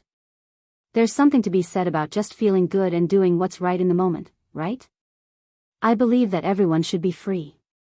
Richard spoke with a light smile. Feeling good is an easy way to get swept up in indulgence. Aina replied. Plus, such talk of freedom would only work if I was a man. My reproductive burden is higher than yours, and it will also make it more difficult for me to find an appropriate husband should I indulge due to the widely accepted societal norms. In addition to this, a woman feeling good isn't necessary for copulation and birthing the next generation. It is only an added bonus and is not as important as other things. It will be the last thing I consider. This is a good thing for you, though. It would be impossible for you to make me feel better than him. Richard left that day almost coughing up blood. Visit. For the best no_vel_read_ing experience, what do you like in a man? Richard asked. I like a man who can take charge and protect me. Unfortunately, you lost points in this aspect by sending me on a dangerous mission you didn't want to do yourself. You are too cunning and too scholarly. You have no edge to you and you lack a kingly air. You would rather be on the back line of a battlefield than on the front line, and that's not very attractive. However, that doesn't mean you don't have redeeming qualities. After all, I love to battle. So, if I have your child, you can stay home to rear and guide them while I fight. I can give you half a mark for that. He tried everything but nothing seemed to move her in the slightest. In fact, it only buried him into a deeper and deeper hole. By now, it had been half a month of this and it only seemed to get worse every day. By this point, whatever attraction he had for Aina had whittled down to a pure and condensed rage, as though he would sooner stab her through the heart than walk down an aisle with her. Richard's hands clasped together hard over his desk as he slowly attempted to regain his bearings. He took deep breaths, causing the vibrations of the room to cool down bit by bit. Right then, there was a knock at the door. He looked up and unclenched his fingers, patting down whatever wrinkles might have appeared on his robes. Come in. Visit. For the best no_vel_read_ing experience, Richard was expecting a normal servant, but what he actually saw left his pupils constricted into pinholes. A skinny middle-aged man no thicker than a broom's pole entered with light steps. He had a thick mustache on his upper lip and aftershave covering the rest of his face in a thin shadow. His head, though, was completely bald. Richard recognized this man immediately and shot up to his feet.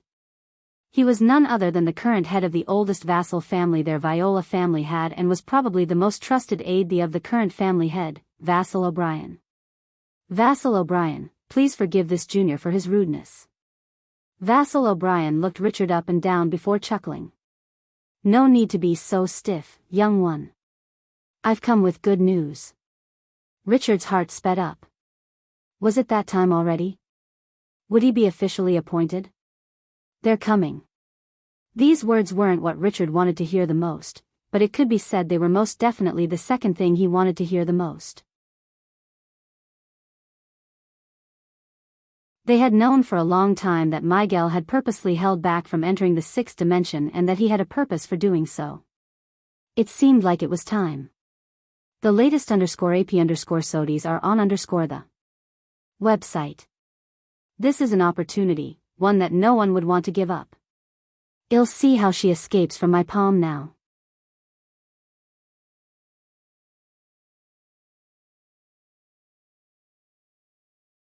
Chapter 1014.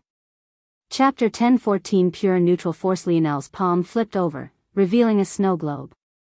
Within, the half-dead body of Monkey, the third savant, lay. A sort of internal struggle took hold of him, but he eventually shook his head. Little Blackstar still hasn't woken up yet. This is a decision he'll be forced to make later. Shaking his head, Lionel pushed this thought away. He knew that there would be a lot of tough decisions he had to make on his road into the future, and he had to be mentally prepared to make them. For now, though, he still had time to think about this one. Instead, he focused on the less morally existential issues. Energy purification will make things much easier on me. Energy purification was exactly what it sounded like. It was the process of cleansing force into a higher form. This pure force was not only easier to absorb, it was marginally more powerful than force of normal kind. Visit. For a better user experience to understand how this worked, one needed to understand how force worked normally. After a metamorphosis descended, physics would gain a new law not present within the third dimension, and those new laws would revolve around force.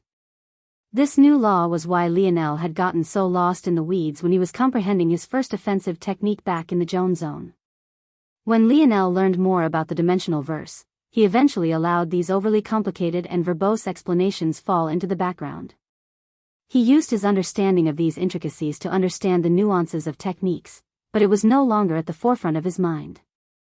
What was key to understand was only that in addition to atoms, force also made up the existence of everything. Everything in existence beyond the third dimension had force attached to it, and the characteristics of this force was what changed the fundamental laws that governed the world. This truth was why the concentration of water force was so great on the ocean, and why James was so shocked that Lionel was able to gather up earth force so quickly in a region it shouldn't have been so easy. However, it was exactly this that made most force impure. The fact Lionel could gather up so much earth force in an environment that wasn't conducive to it at all spoke volumes. Often, in nature, it was impossible to find a single pure force of a singular kind without influence of other force. Just taking the ocean as a continued example, were there not countless particulates that made up its being? Setting aside the most obvious in salt, there was oxygen content within water, countless other gases, and that didn't even mention the numerous microscopic organisms. Visit.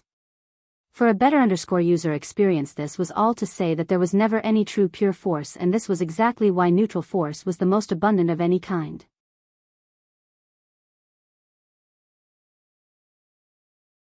This was because neutral force represented the amalgamation and balance of countless different forces into one. The natural inclination of force was to amalgamate and enter this balanced form, and it took effort, affinity, and power to separate this neutral force into its individual parts. And this was where the abilities of the golden scale koi fish truly began to shine. Not only could it separate out neutral force into its individual parts, but it was also capable of producing pure neutral force, the pinnacle force that all force tended toward. The individual parts of neutral force were easy enough to understand, but pure neutral force was a somewhat novel concept, but it didn't take much explanation to grasp either. While all force tended toward fusion, there would, of course, be less stable and less perfect fusions. These forms of neutral force were everywhere. They had reached a good enough balance, but there would definitely be clashes within its structure that would lower its power. This imperfect neutral force could be akin to regular gas at a gas station, while pure neutral force could be akin to premium gas.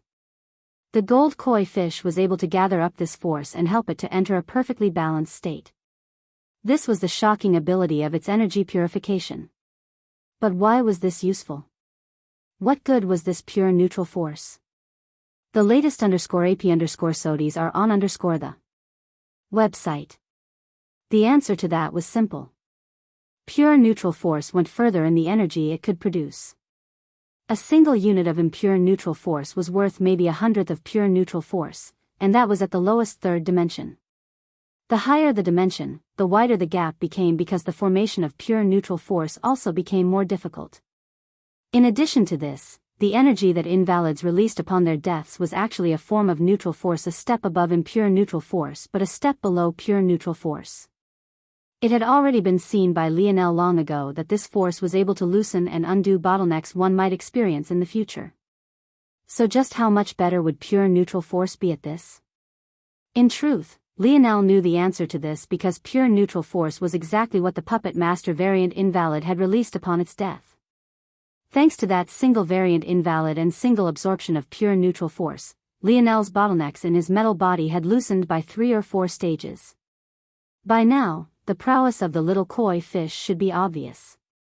If pure neutral force was worth so much more, and this little one was actually able to produce 5th-dimensional pure neutral force, then wouldn't that cut down the amount of force Lionel needed to awaken his former army?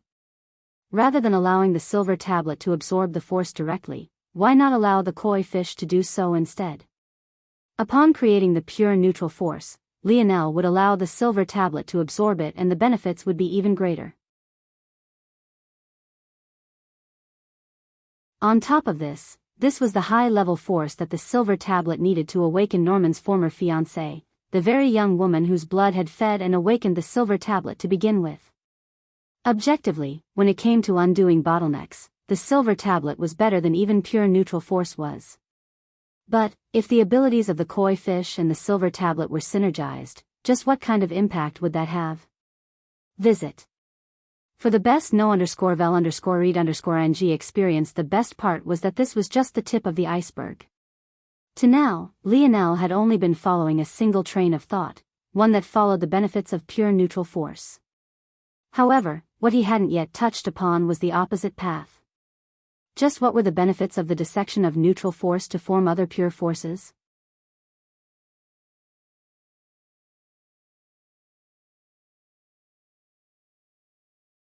Chapter 10:15. Chapter 10:15 Pure Force. The path of pure force was what Lionel might have been the most excited about, and it was also the path he believed just might be the way to making this tentacle womb more useful to him. As one might expect, pure force was most definitely linked to pure force crystals. Only with pure force could pure force crystals be formed. This was why Lionel had originally thought that the koi fish would be useless to him.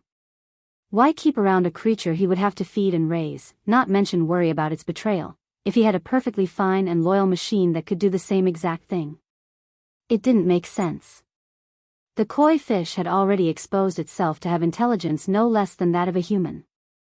Though it couldn't communicate with Lionel, Lionel didn't believe it didn't have the ability to. If it could put him in an illusion, then it could most definitely convey its thoughts through said illusion. Without appropriate benefits, Lionel wouldn't keep such a dangerous thing around. But, Lionel had been wrong. The segmented cube was much like the silver tablet.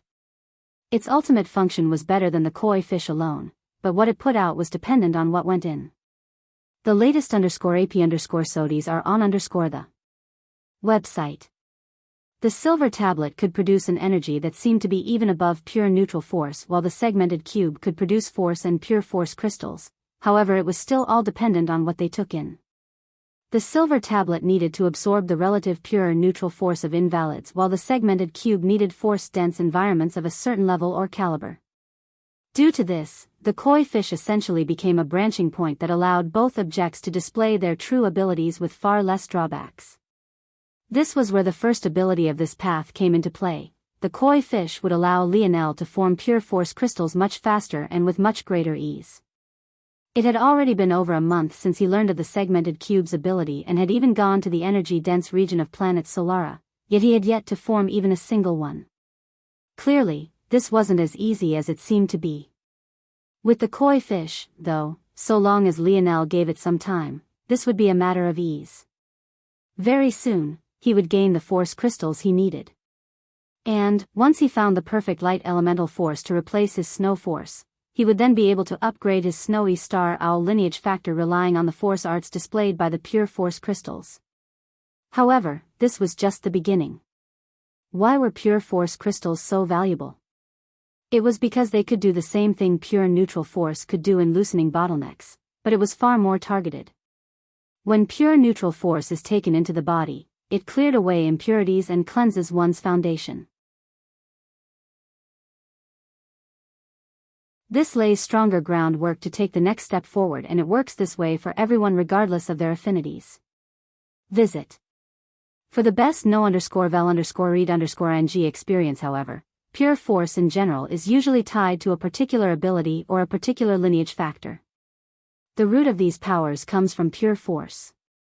So, when one absorbs pure force, rather than increasing one's overall foundation in a general sense, pure force targets what it is familiar with and bolsters this instead. Take Supreme Monet, for example.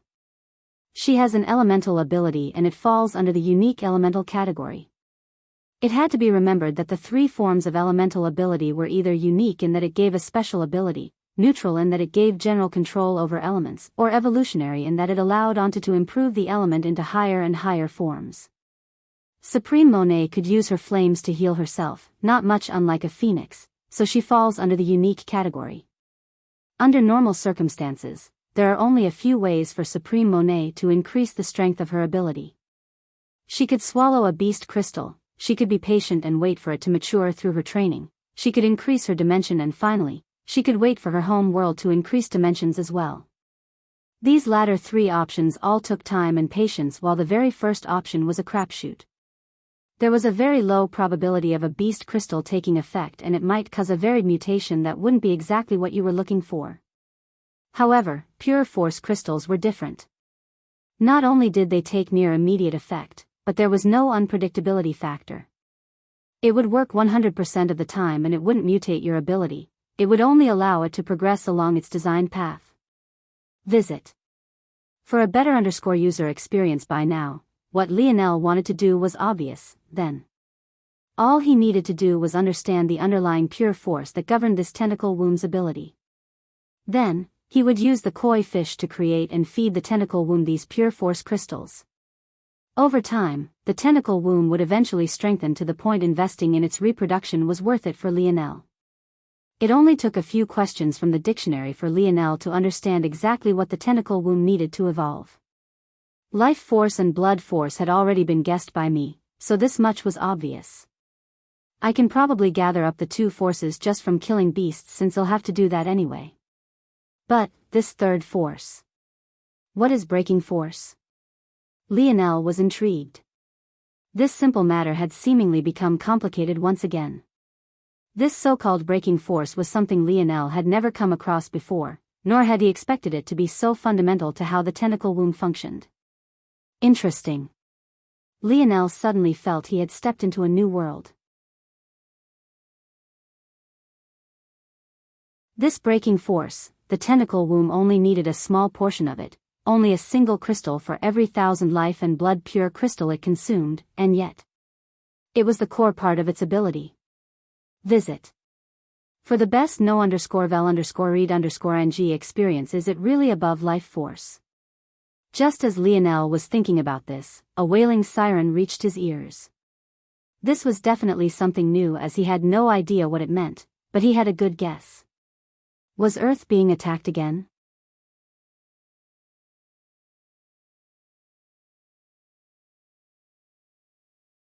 Chapter 10:16. Chapter 10:16. Cold. Lionel frowned lightly and turned. With quick steps, he made it to the pool he kept the koi fish in. Almost immediately, the fish jetted away, trying to get as far from Lionel as possible. However, its efforts were meaningless. It didn't have a strong body to begin with, and the only thing it could do with the energy it purified was inhale and exhale it. It didn't seem possible for it to use it personally. With a wave of his hand, Lionel brought the koi fish out in a globule of cleansing waters and faced it. You like these waters, right? They're the best waters you've ever swam in? Lionel felt a bit ridiculous talking to a fish, but he didn't patronize it, nor did he dumb down his tone of voice. Instead, he laced his dream force in with his words, conveying an intent with their subtleties. With this koi fish's force affinity, it should be able to understand Lionel very clearly. The koi fish released an air bubble that looked a bit adorable in Lionel's direction. But, when the soul force waves reached Lionel, his lips twitched. This little bastard just spit at me? Visit. For a better user experience, Lionel wasn't sure whether he should be angry or if he should be laughing. It was so abnormal that he really wanted to do both. Clearly, this not-so-little fish didn't want to admit how much it enjoyed swimming in cleansing waters. Just from a couple weeks, it felt like it had been reborn. Its abilities even worked much faster and better than it ever had in the past. On top of that, cleansing waters was the best medium for force transfer it had ever come across. Normally, when it was stuck in water, it had to divert a bit of its energy toward creating a cleansing halo around it. This was why when Lionel first met it, it looked like it had a spotlight on it. However, this took a lot of preparation and slowed down its efficiency in gathering up and converting energy by more than half. The cleansing waters fixed all of this with ease. Plus, it wasn't salty like the ocean it hated so much. It could be said that the koi fish was a clean freak. It had been worried about where Lionel would put it earlier, but it felt at ease now. That said, it would never admit that to Lionel. The koi fish obviously disliked humans, or else it wouldn't have done what it had done. Though, it could be said that it also disliked invalids as well for clogging up its waters and always coming after it. So you don't want to admit that you like this water, huh? Lionel smiled lightly. Okay, I'll put you back in the ocean, then. The golden-scaled koi fish suddenly panicked, wiggling about the waters. It looked quite beautiful, its fins floating about like silk fabrics. Visit. For a better user experience. Oh, so you want to stay, then? Another bubble. Lionel grinned, but it was quite cold to the point the koi fish trembled beside itself. Do you know how many people your actions killed? Do you know how many mothers will go without sons now? How many fathers will go without daughters? On my battlefield alone, there were almost 50,000 individuals defending a stretch of a couple dozen kilometers. Now, there's barely 40,000 remaining, and all their deaths are on your head. The koi fish stood frozen in the globe of water, suddenly feeling suffocated. Fish needed to move to be able to breathe, but no matter how hard the koi fish tried, it couldn't loosen itself from Lionel's death stare. Did you think that just because you look beautiful, that just because you seem innocent enough, that I would be fooled? To me, you're a mass murderer that deserves death no less than if it was a human standing before me now. The only reason I haven't killed you is because my partner is in a coma and I can't extract your ability. However, I promise you, if you don't cooperate, if you don't make yourself seem useful, if you can't give me a reason not to kill you and put your ability within something else more beneficial to me in a year from now, they'll give you the most horrible death you can imagine.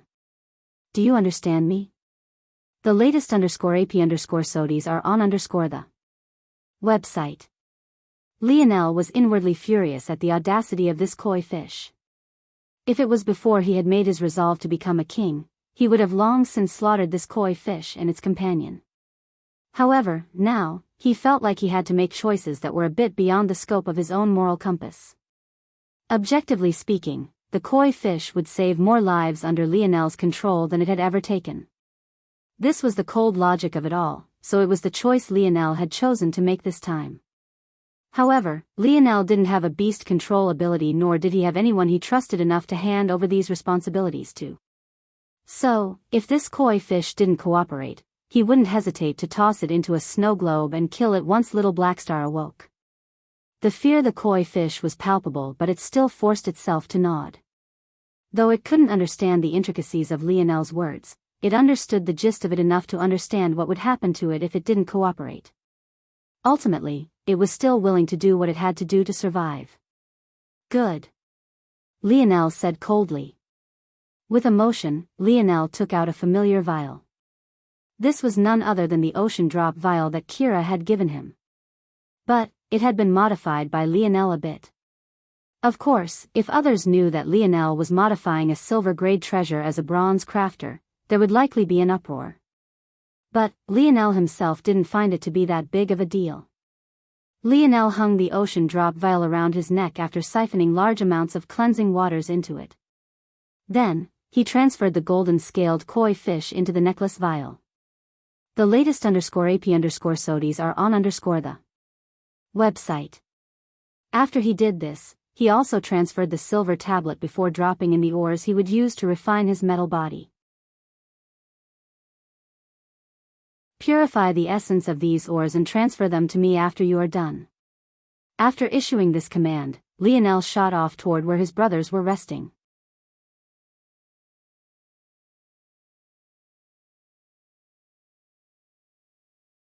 Chapter 10:17. Chapter 10:17. When it came to refining his metal body, the koi fish was also a godsend. The essence of ores could also be considered a type of force, a variation on Earth force. So, it could, of course, be multiplied as well. This came with many benefits. Lionel would be able to use less ores to temper his body to the same level. His bottlenecks would also become thinner now that he had less impurities to worry about. It would even be possible to create stronger ores or start ore veins with the koi fish's abilities. The possible applications for the koi fish seemed endless. It was no surprise it took so many units to duplicate it. Not long afterward, Lionel made it to the residential units. He had planned to let everyone choose whatever rooms they wanted.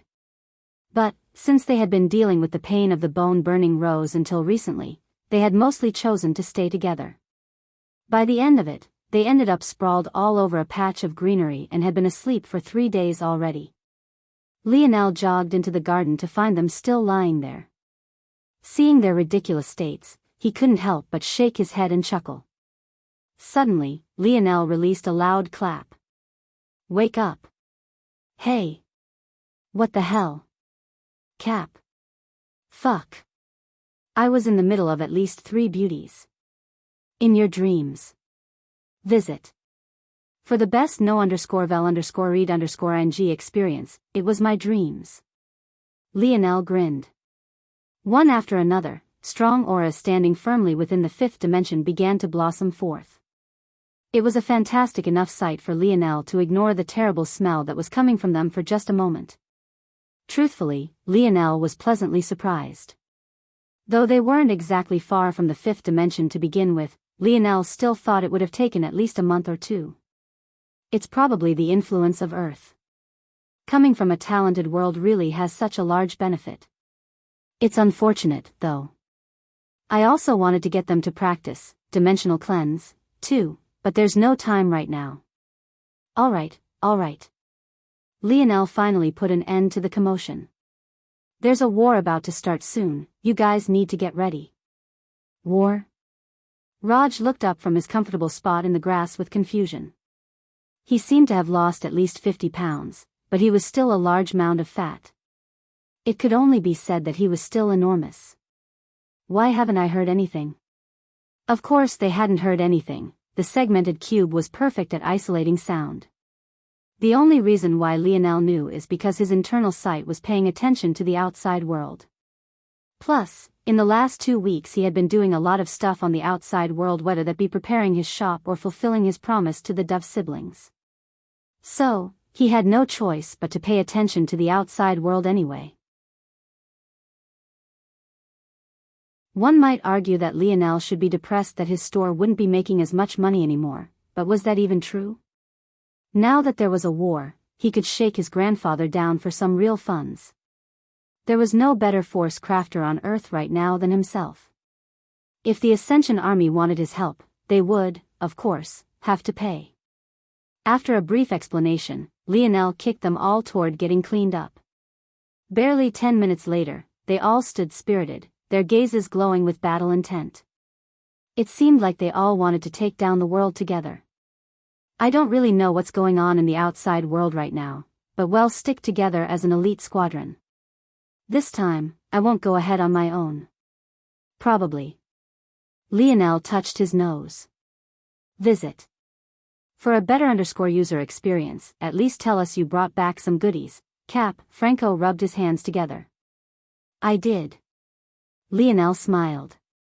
For some of you anyway.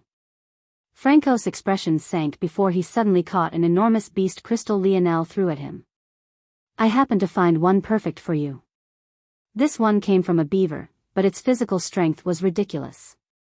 It should help to strengthen your muscle fibers to a next level. And for Gil, Lionel tossed over a beast crystal swirling with crimson lightning. I haven't really found anything good enough for the rest of you. But, what I do have are treasures. A halberd for Joel, a pair of gloves for Arnold. One after another, Lionel handed them perfectly tailored treasures, all of which were Tier 7 bronze crafts. They had no idea that Lionel's skill had already reached such a level. Raj sniffled. I always knew that Cap was the best. Give me a hug. Lionel dodged out of the way of Raj's fat rolls, a clear sign of laughter on his face.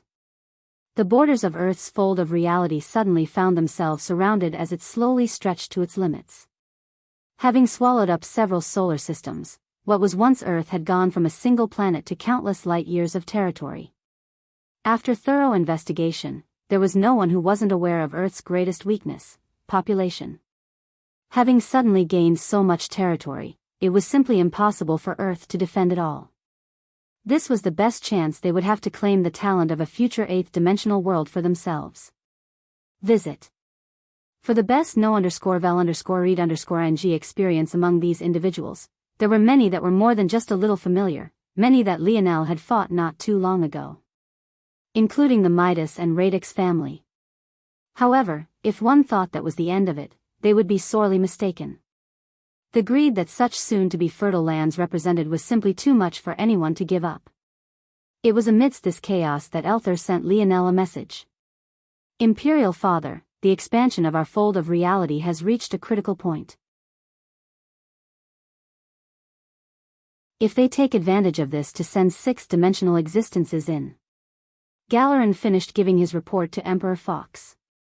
However, what he hadn't expected was for his father to uncaringly continue meditating after speaking a few careless words. They want. Emperor Fox said casually, not opening his eyes. Why? Galeran asked. Because they're cowards. Emperor Fox said lightly. Galeran blinked but didn't quite understand how to respond to this. Should we move out the elite troops? No. Emperor Fox replied. But, Imperial Father. They'll be overmatched. So what? Just sick my grandsons at them. What the hell did I birth them for if not this? Visit. For the best no_vel_read_ng experience Galeran, just 2 chapters today.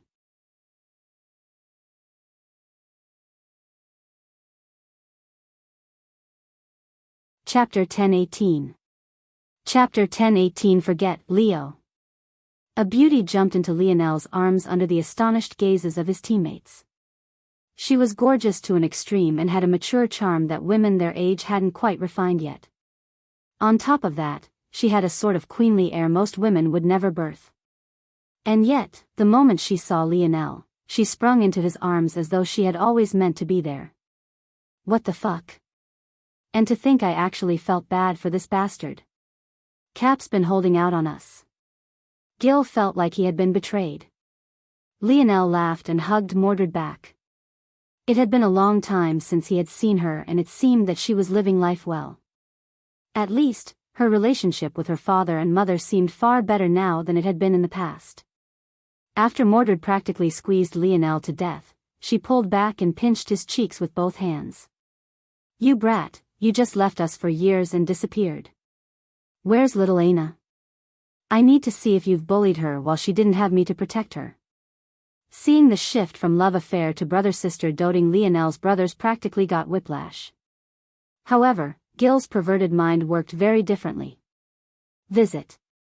For the best no_vel_read_ng experience, so Cap has this kind of submissive little brother fetish, huh? What a scandal. Lionel touched his nose when he heard Mordred's question before coughing lightly. About that. She isn't here right now. Mordred raised an eyebrow and looked toward Lionel deeply. She had a unique perspective on the relationship between Aina and Lionel because she had been there at its infancy.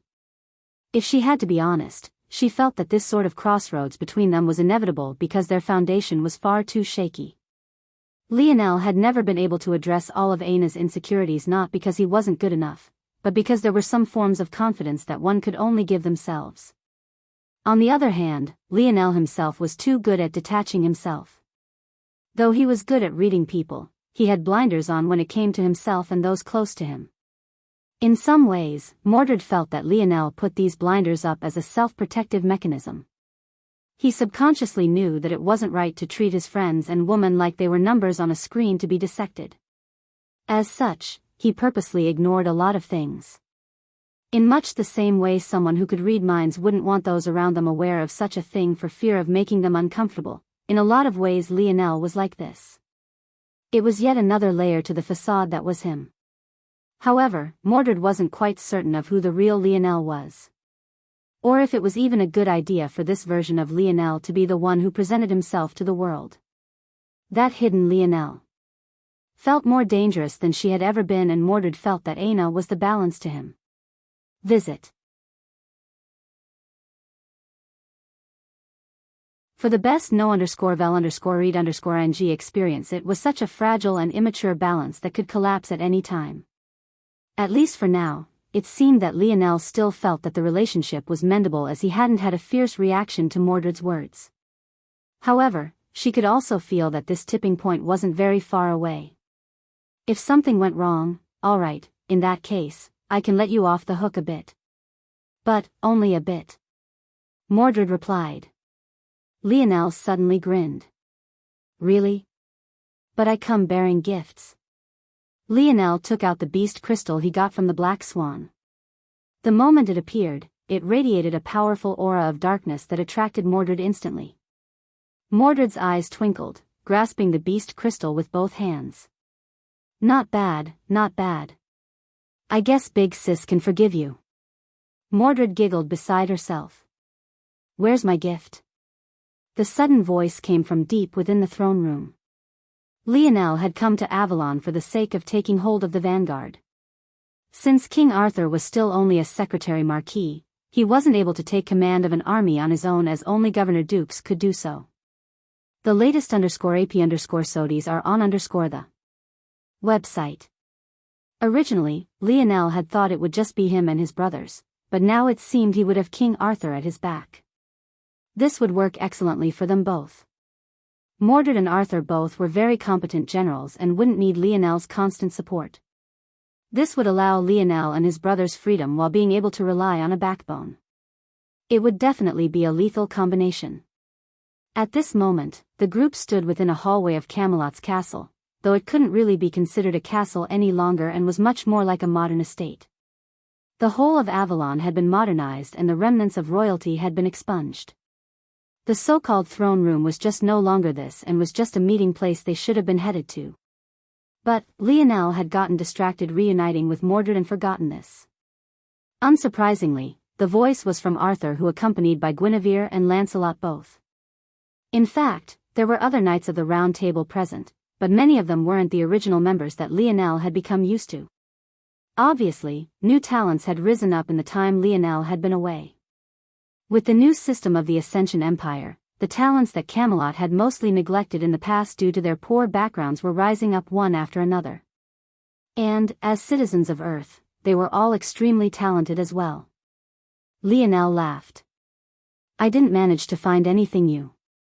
But, if you still need help with your streaking problem, I might be able to do something to help. Arthur, who had come with kind intentions, suddenly faltered. He had gone through great pains to ignore the fact his bare ass had been bared for all his citizens to see during the war just 4 years ago, all for Lionel to pick at this scab the moment he appeared. The latest _AP_SODIES are on the website. Forget I asked for anything. Arthur grumbled. An eruption of laughter followed his words.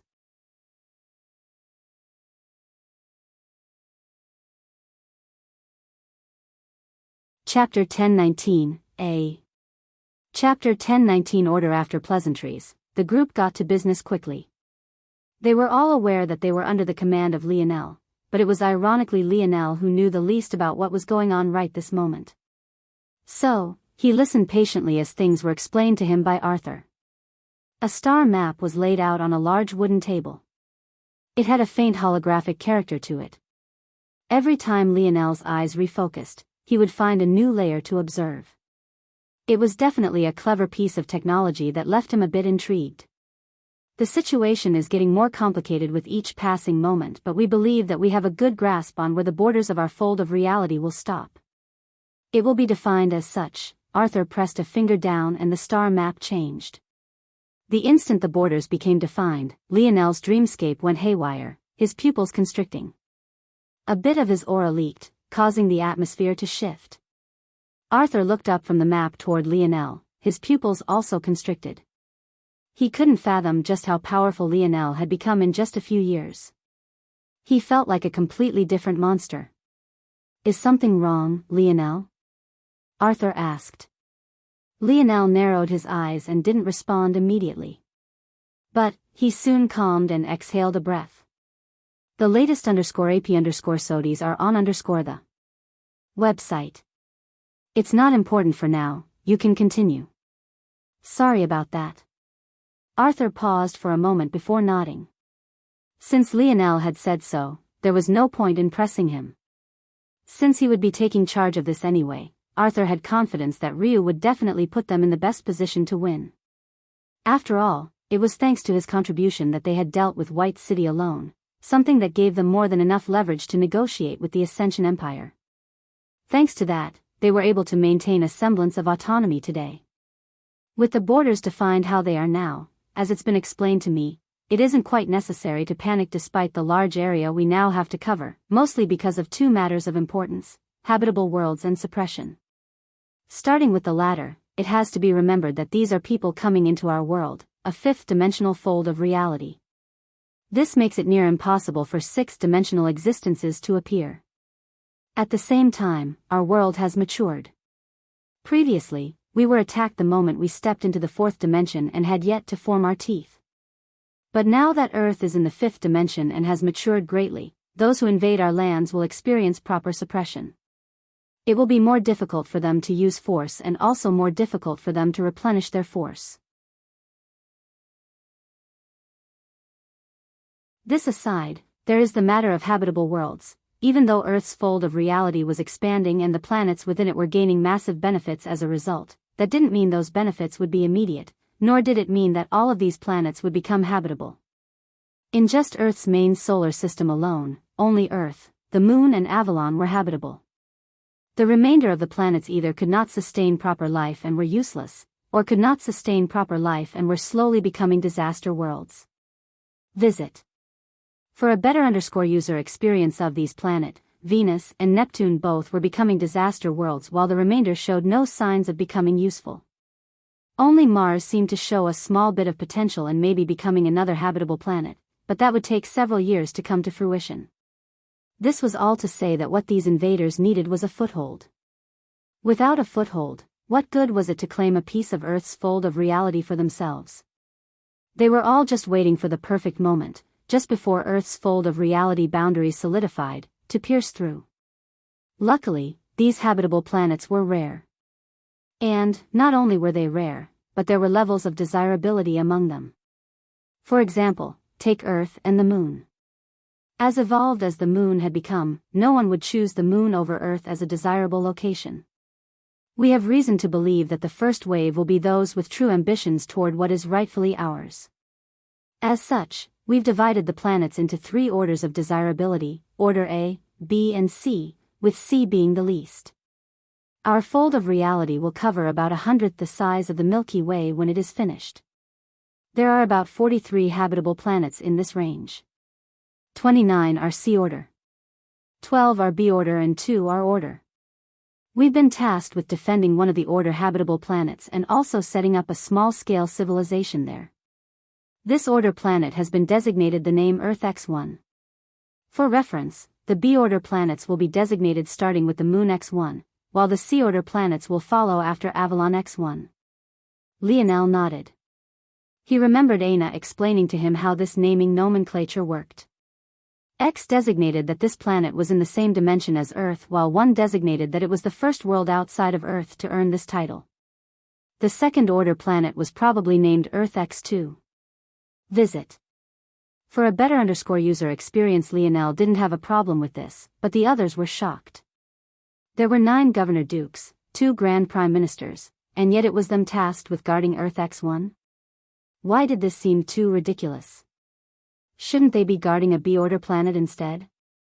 That seemed to make more sense. Lionel, however, understood that this was just his grandfather being his grandfather again. In Earth's first defense against the wider dimensional verse, how could 2 Fox not take the helm? Finally, we have the reports on the potential threats. Lionel rose from his seat after Arthur was finished.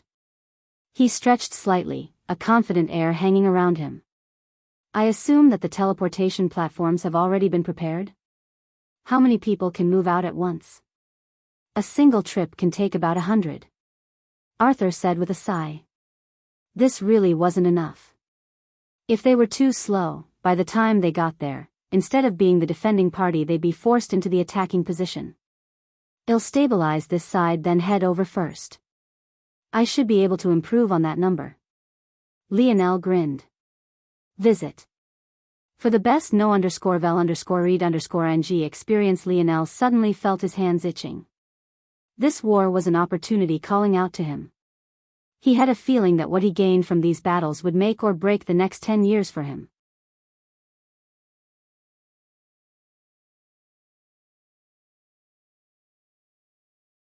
Chapter 1020.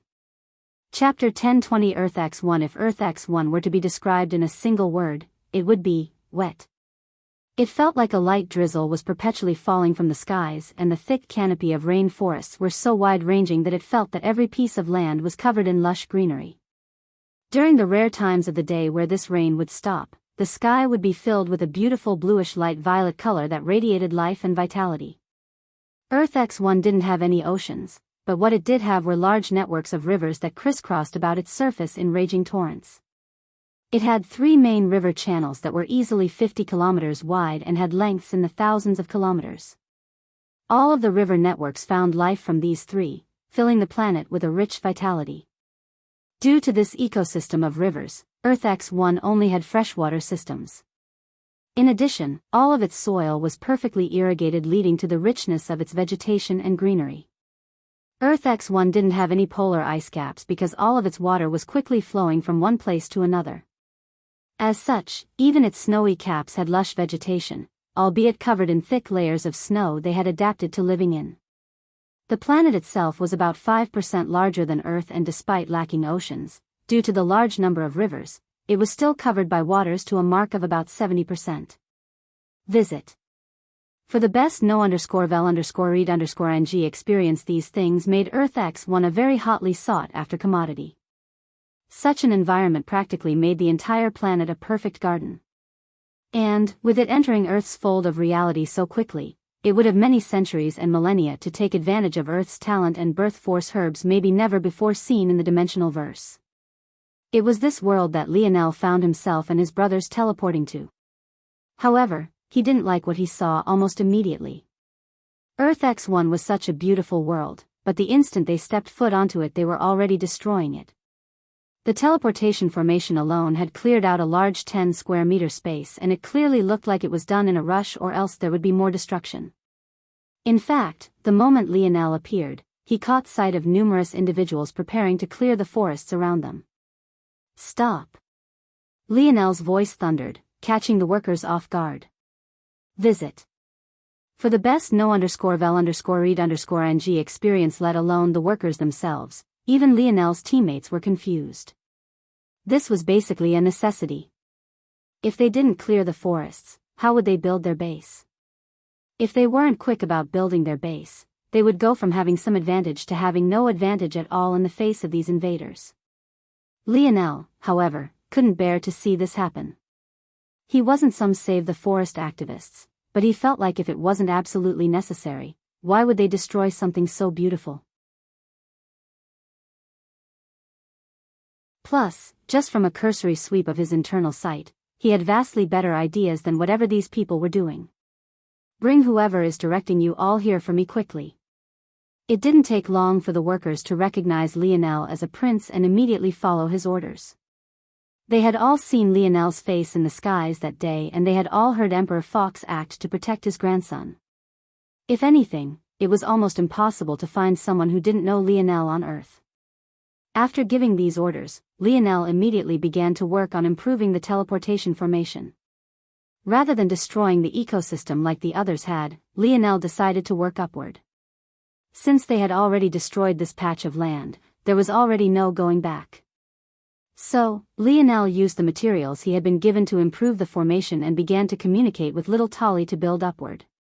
By now, little Tolly had firmly stepped in the 5th dimension, which had been the root cause of Lionel's skyrocketing skill. Without little Tolly holding him back, the crafts he could make were simply on another level. In just a few minutes, Lionel had already completed 3 floors of a simple tower structure. His engineering principles were so sound that his speed didn't seem to impact the structural integrity of the tower in the slightest. Visit. For a better user experience, if I build things this way, it'll be slightly inconvenient for large amounts of soldiers to trek outward. Okay, I'll modify it. Every new batch of soldiers will immediately be teleported to the top of the tower, then subsequently teleported down 1 floor at a time.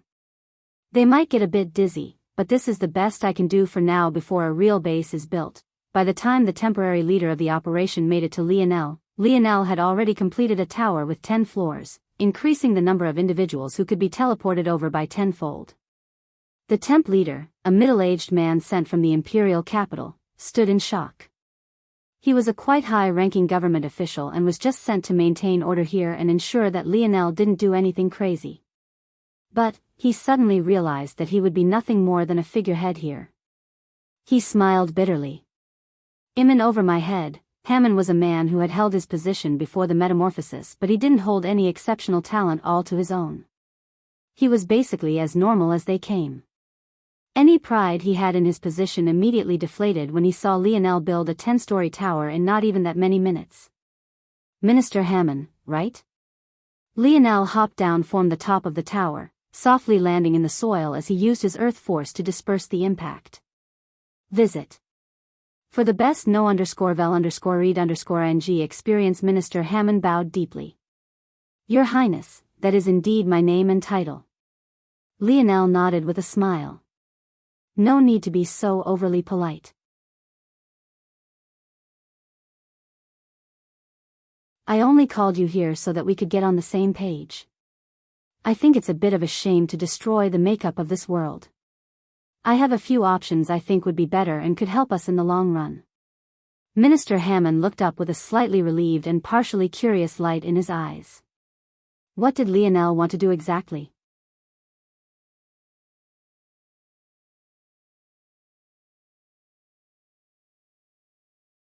Chapter 1021. Chapter 1021 River Network. The truth was that Lionel wasn't the only one who felt that keeping the ecosystem of this world intact was important. Even on Earth, much of the concrete jungle had been replaced with large swaths of forest and natural ecosystems. If they destroyed the natural environment of Earth, much of what it meant for them to come from talented worlds would be destroyed. After all, only by allowing Earth to grow in its natural state would the resources they were so looking forward to grow into maturity. The same could be said for Earth X1. It was just that they had barely gotten Earth to its current balanced state. They hadn't had time to worry about other worlds, not to mention the fact that Earth X1 had only recently entered Earth's fold of reality, so there wasn't anything they could have done earlier. On such a time crunch, they could only take the most forceful approach. But Lionel had other ideas. This is a unique environment. If we want to take advantage of it, whatever we build must first take it into consideration so we can maximize this effect. Do you know what the advantage of this planet is, Minister Hammond? Minister Hammond blinked before shaking his head. Please enlighten me, Prince. It's its rivers. The river networks of Earth X1 connect to every location on this planet. At its slowest, these river networks still move at hundreds of kilometers an hour. Its fastest rivers move within the thousands of kilometers an hour range. Lionel did a rough estimate of speed based on the discharge rate of the rivers. The speed he provided wasn't actually the speed of the river, but was rather what he estimated the speed of a boat on said river would be. The latest _AP_SODIs are on the website. This is what our advantage is. If this network of rivers is used efficiently, even in an infancy state, it would only take at most 2 or 3 hours to send reinforcements to a particular location. Once the network is mature, half an hour to an hour would be all that's necessary for reinforcements to reach any location. Lionel wasn't a fool. Earth simply didn't have the force crafters necessary to make a wide network of teleportation stations. In fact, Lionel didn't believe that the enemy would either. Space affinities were extremely rare, and force crafters that understood how to apply such principles to force arts were even rarer. This particular teleportation station was likely bought from a force crafter guild and was definitely the best the Milky Way had to offer, and yet it could only move 100 people at a time. This wasn't nearly enough for a large-scale war. In addition, the fact that Earth could only buy one even for an important order planet like this one, despite the wealth it had currently, spoke volumes. On top of this, even though Lionel could build this network, he simply didn't have the time.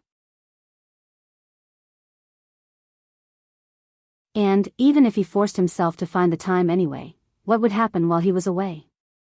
What would happen when the enemy wisely targeted and destroyed these teleportation stations? Even if they managed to protect the teleportation stations, who would upkeep their maintenance? Lionel knew that he couldn't stretch himself too far. So, he decided to kill multiple birds with a single stone.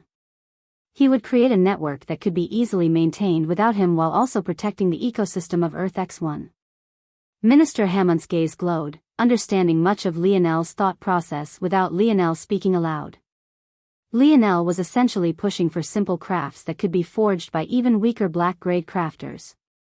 It was technology that even 21st century Earth would have had, let alone 25th century Earth. If the rivers were used as the propulsion system, all they needed to worry about was aerodynamics and ensuring that material of the boats were strong enough to withstand the high speeds. That was it. Minister Hammond could imagine that if this was executed properly, Earth would claim a decisive advantage on this world, and it was one the enemy wouldn't easily be able to claw back. Visit. For a better user experience, however, Minister Hammond had one scruple.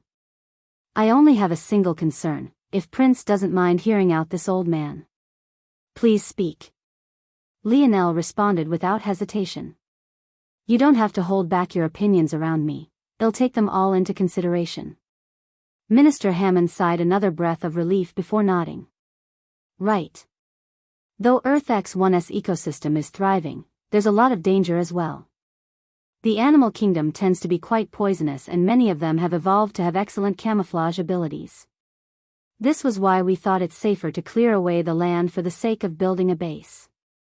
Beyond this, any creature that can survive the harsh rapid waters of the river is most definitely powerful to an extreme.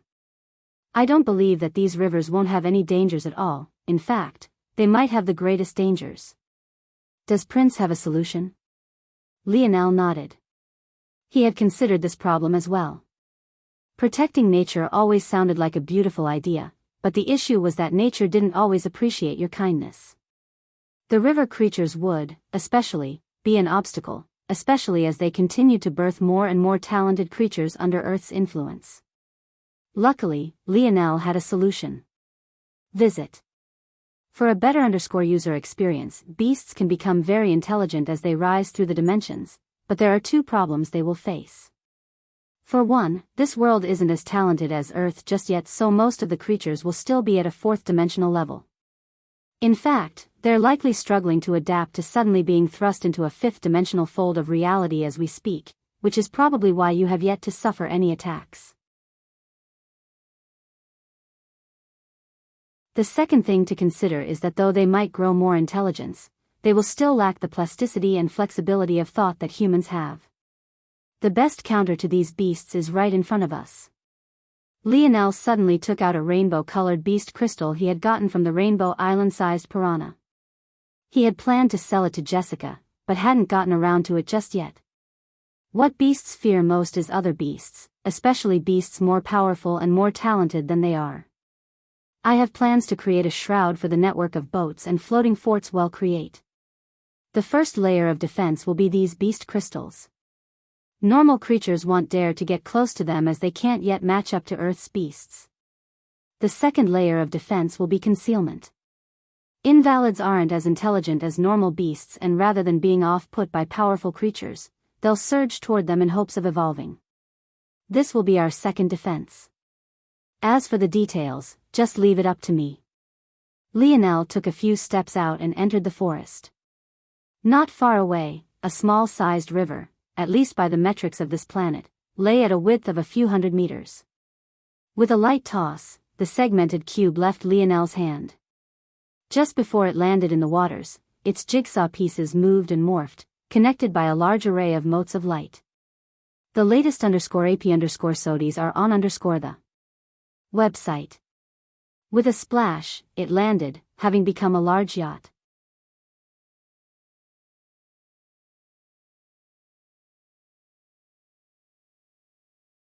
Chapter 1022. Chapter 1022. Layered hand. Earth's fold of reality slowly solidified. In this state of flux, it became comparatively easy to cross over. This was especially the case since the Milky Way was a predominantly fifth-dimensional galaxy. Since Earth was also currently entering the fifth dimension, it was more a process of assimilation than evolution, helping to facilitate the crossing over all the more. There were quite a number of powers waiting for an opportune time to cross over, and many that had already done so. Having lost the protection that came with being a lower dimensional world, Earth had become vulnerable and thus had no choice but to gain the strength to defend itself. This moment was one that many had been preparing for a long while. Those that came from higher order worlds had many special techniques for predicting and marking the borders of evolving folds of reality and had thus scouted out the region long in advance. With the information in their hands, they retreated, knowing the danger of being present in an area a fold of reality was moving over. However, now, they were prepared to make a move forward once again. Those with confidence in themselves eyed pieces of the order worlds.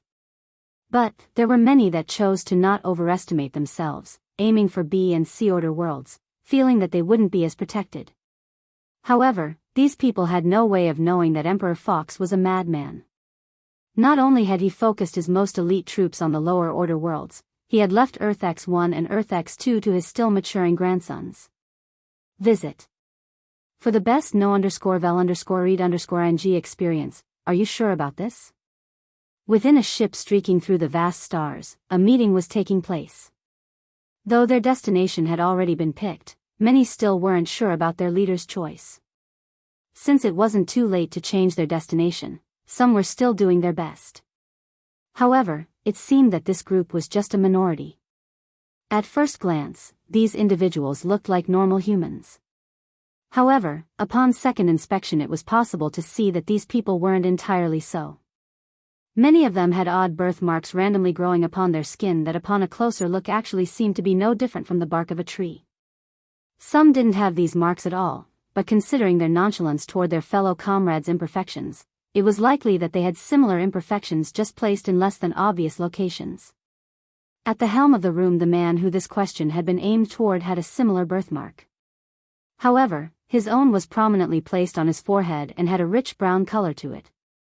Rather than seeming out of place, it actually gave him a lofty character the others didn't have. "I've already explained myself once. What need do I have to do it again?" he replied coldly. The man who had questioned him immediately became flustered. The discussions were still amicable to this point, but it seemed that they had pushed it too far. They had clearly almost forgotten just who this man was. "If you fear death, what right do you have to follow Her Holiness?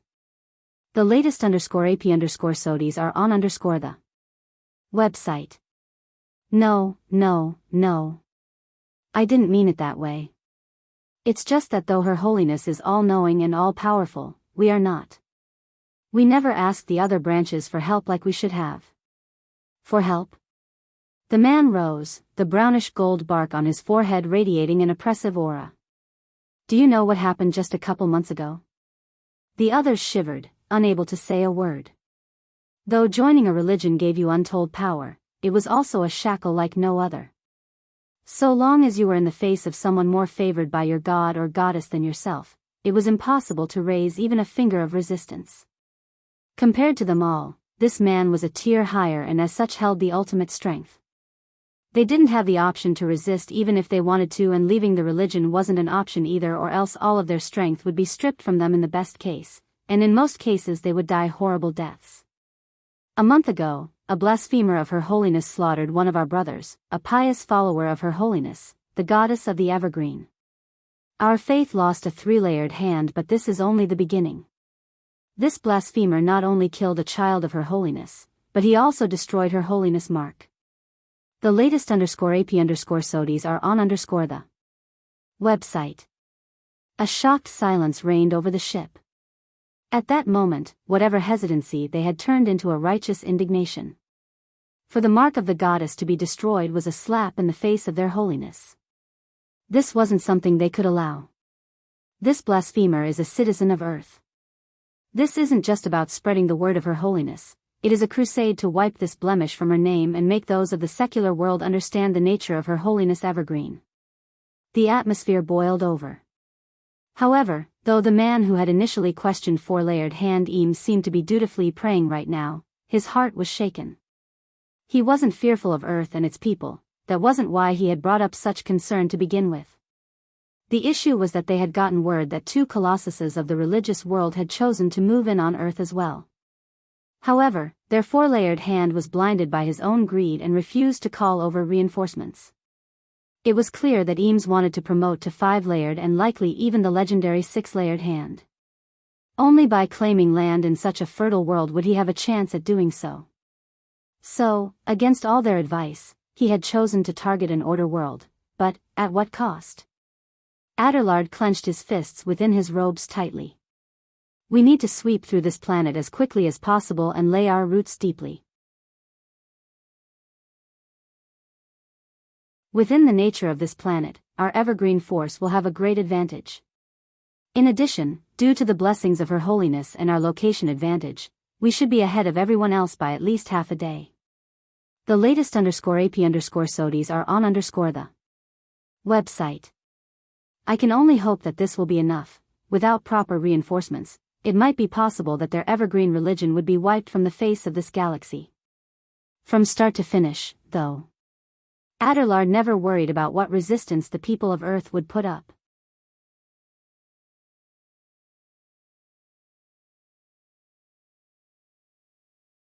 Chapter 1023. Chapter 1023. Soundless. The ship of the Evergreen Goddess Believer streaked through the vastness of space. In just a few hours, they entered the range of Earth X1's solar system, a bright yellow sun hanging a long distance away. The trip had been exceptionally smooth. They had long since calculated the least turbulent route, and due to Eames' ambition, he had used up a large amount of accumulated evergreen force to ensure that they would be ahead of everyone else. Though Adelard was right to be worried about the other religions that had come to the Milky Way, especially after they had monopolized much of the galaxy for so long, that didn't mean that they didn't have any advantages. Due to the fact their temple was located here, they could make use of years of accumulation to accomplish things these other two religions could not. As such, they had a head start on everyone else, even though this head start cost them centuries of accumulation. In Eames' estimation, though, it was all worth it. In a religion, one was able to rely on your God for certain things. These things could be asked for in prayer, and the return you received would be a function of your piousness and your offerings. Piousness was often measured by what level you had reached in a religion, each one having their own ranking system. As for offerings, for the Evergreen religion, it was a measurement of evergreen force. Visit.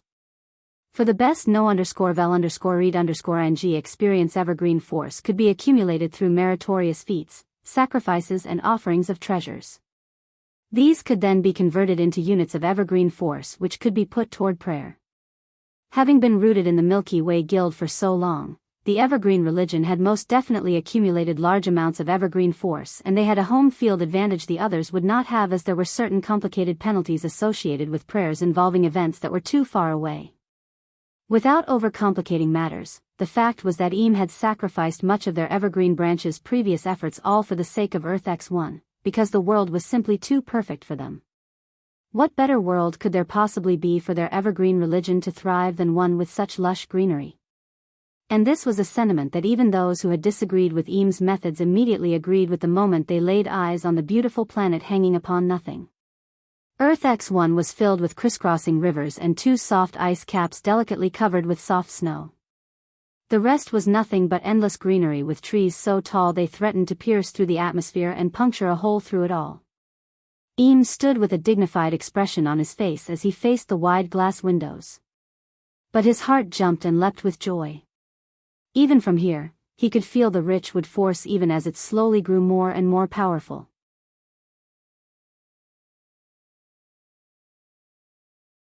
Calming himself, he took a deep breath. Visit. For the best no_vel_read_ing experience, follow the plan. Land at point A and take route. Our first priority is to build our shrine to Her Holiness. In that way, this will become the new main base of our Evergreen religion in this galaxy. Yes. The ship shot around the planet before descending at a pre-selected location.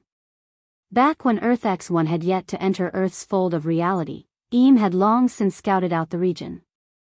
Then, through prayer, he located the best location to build their shrine. The ship came to a grinding halt after descending through the atmosphere.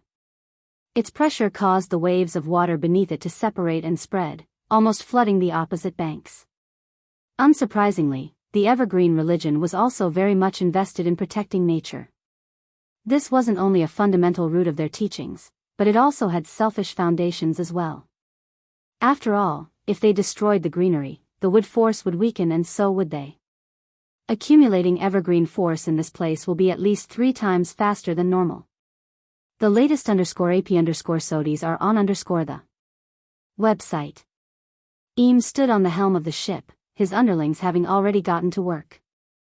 While the ship hovered above the water of the large river, on the coast dozens of brown-robed individuals sat beneath the trees in silent mediation. At first, it seemed like nothing would happen, but very quickly, wood force began to accumulate and the already large trees actually began to grow. The branches began to reach over and intertwine with one another. Even the thinnest grew thicker than a man's waist.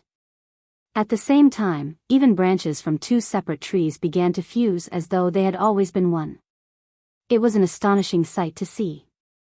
Very quickly, these intertwining branches became elaborate tree homes that carried an elegance even beyond normally built estates.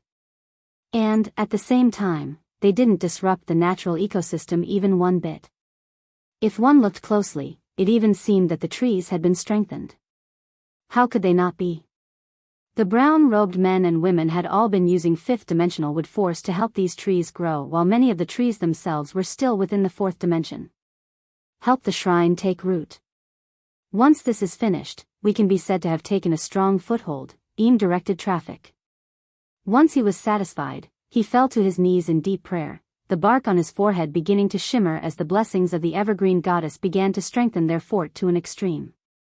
If it had already been powerful before, now it had a certain enigmatic character to it that was difficult to deal with. Just as Eames was about to put the finishing touches, investing even more evergreen force into their new home, a shout caught him completely off guard. Visit. For a better _user experience, 4-layered hand, sir. The distance.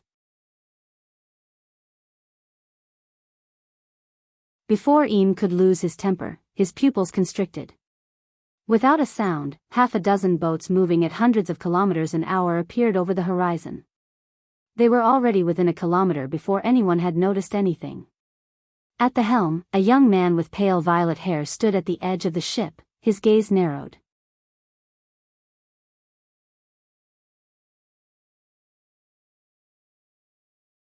Chapter 1024. Chapter 1024. Speed. Eames' heart jumped. None of the normal signs of an approaching enemy had been there. There wasn't an influx of force, there wasn't an odd sound, there were no fluctuations in space. There was absolutely nothing. It took him a moment to understand, but he soon grasped it. There were none of those signs to grab a hold of because they weren't there to begin with. Those boats weren't being propelled by force, they were being propelled by nothing more than wind and the rapid waters. On top of that, because they were using the water, their movements were masked by the rivers itself. It was no wonder none of them had realized that something was wrong until they were already so close. After understanding this, Eames calmed.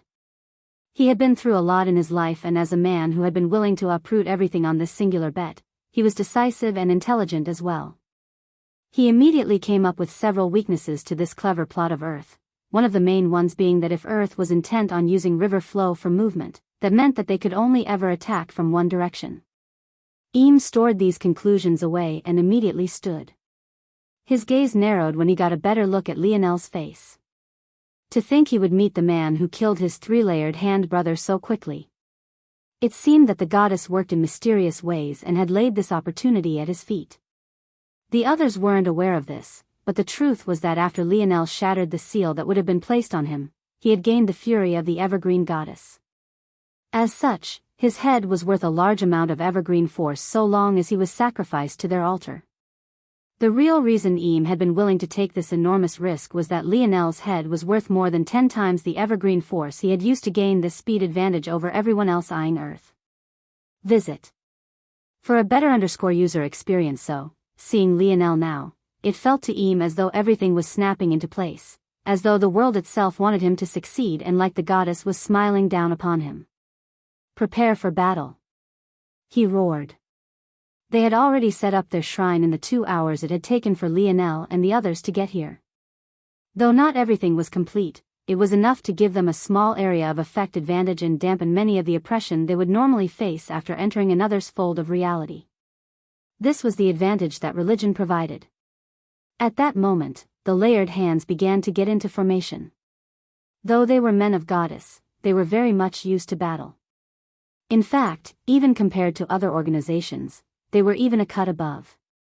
Despite the speed of the raging waters, none of them was fazed and they easily stepped onto the rapid waves, forming up a strong formation before the quickly speeding boats.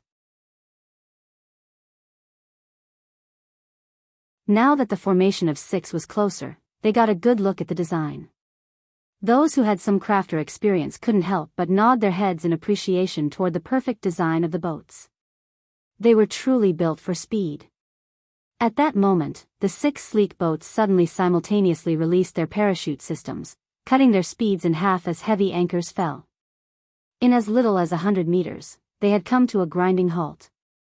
But things didn't stop there. Visit.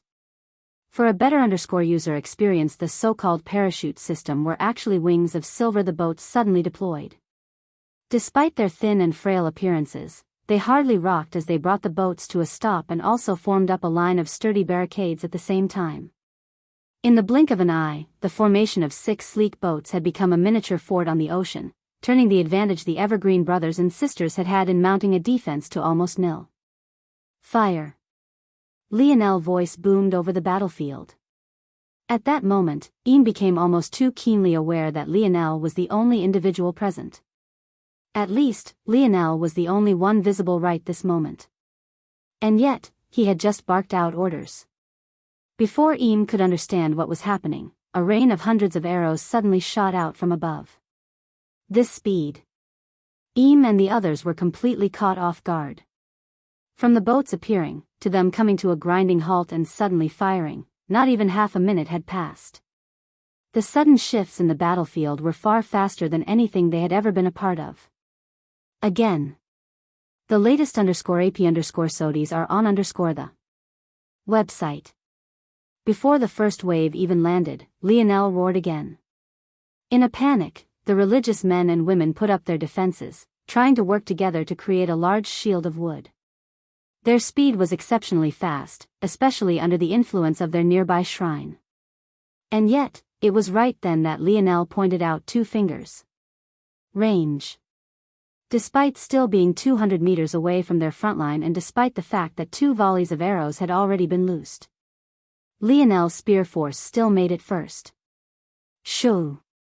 The barely constructed wooden shield was sliced in 2 and continued unhindered, piercing into the hull of the spaceship still hovering above the waters and bisecting it as well.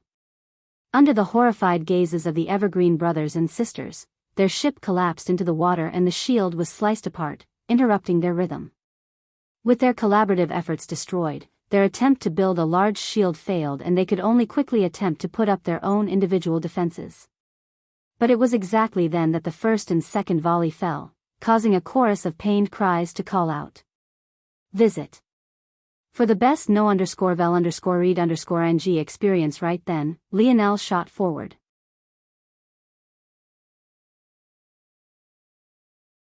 From behind the silver wings of the sleek boats, 8 individuals quickly followed suit. With a flip of his palm, a wooden spear of deep black appeared in Lionel's hand, his speed so fast that the waters seemed to separate below him as a streak of gold followed his wake.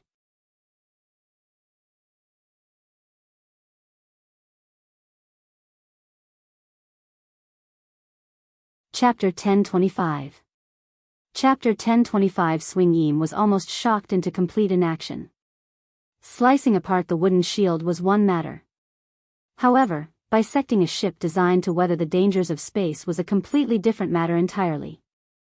This ship was designed to handle the extreme temperatures of stars, withstand the barrage of an asteroid belt with a 1-star disaster rating, and even capable of surviving a sudden change in fold of reality.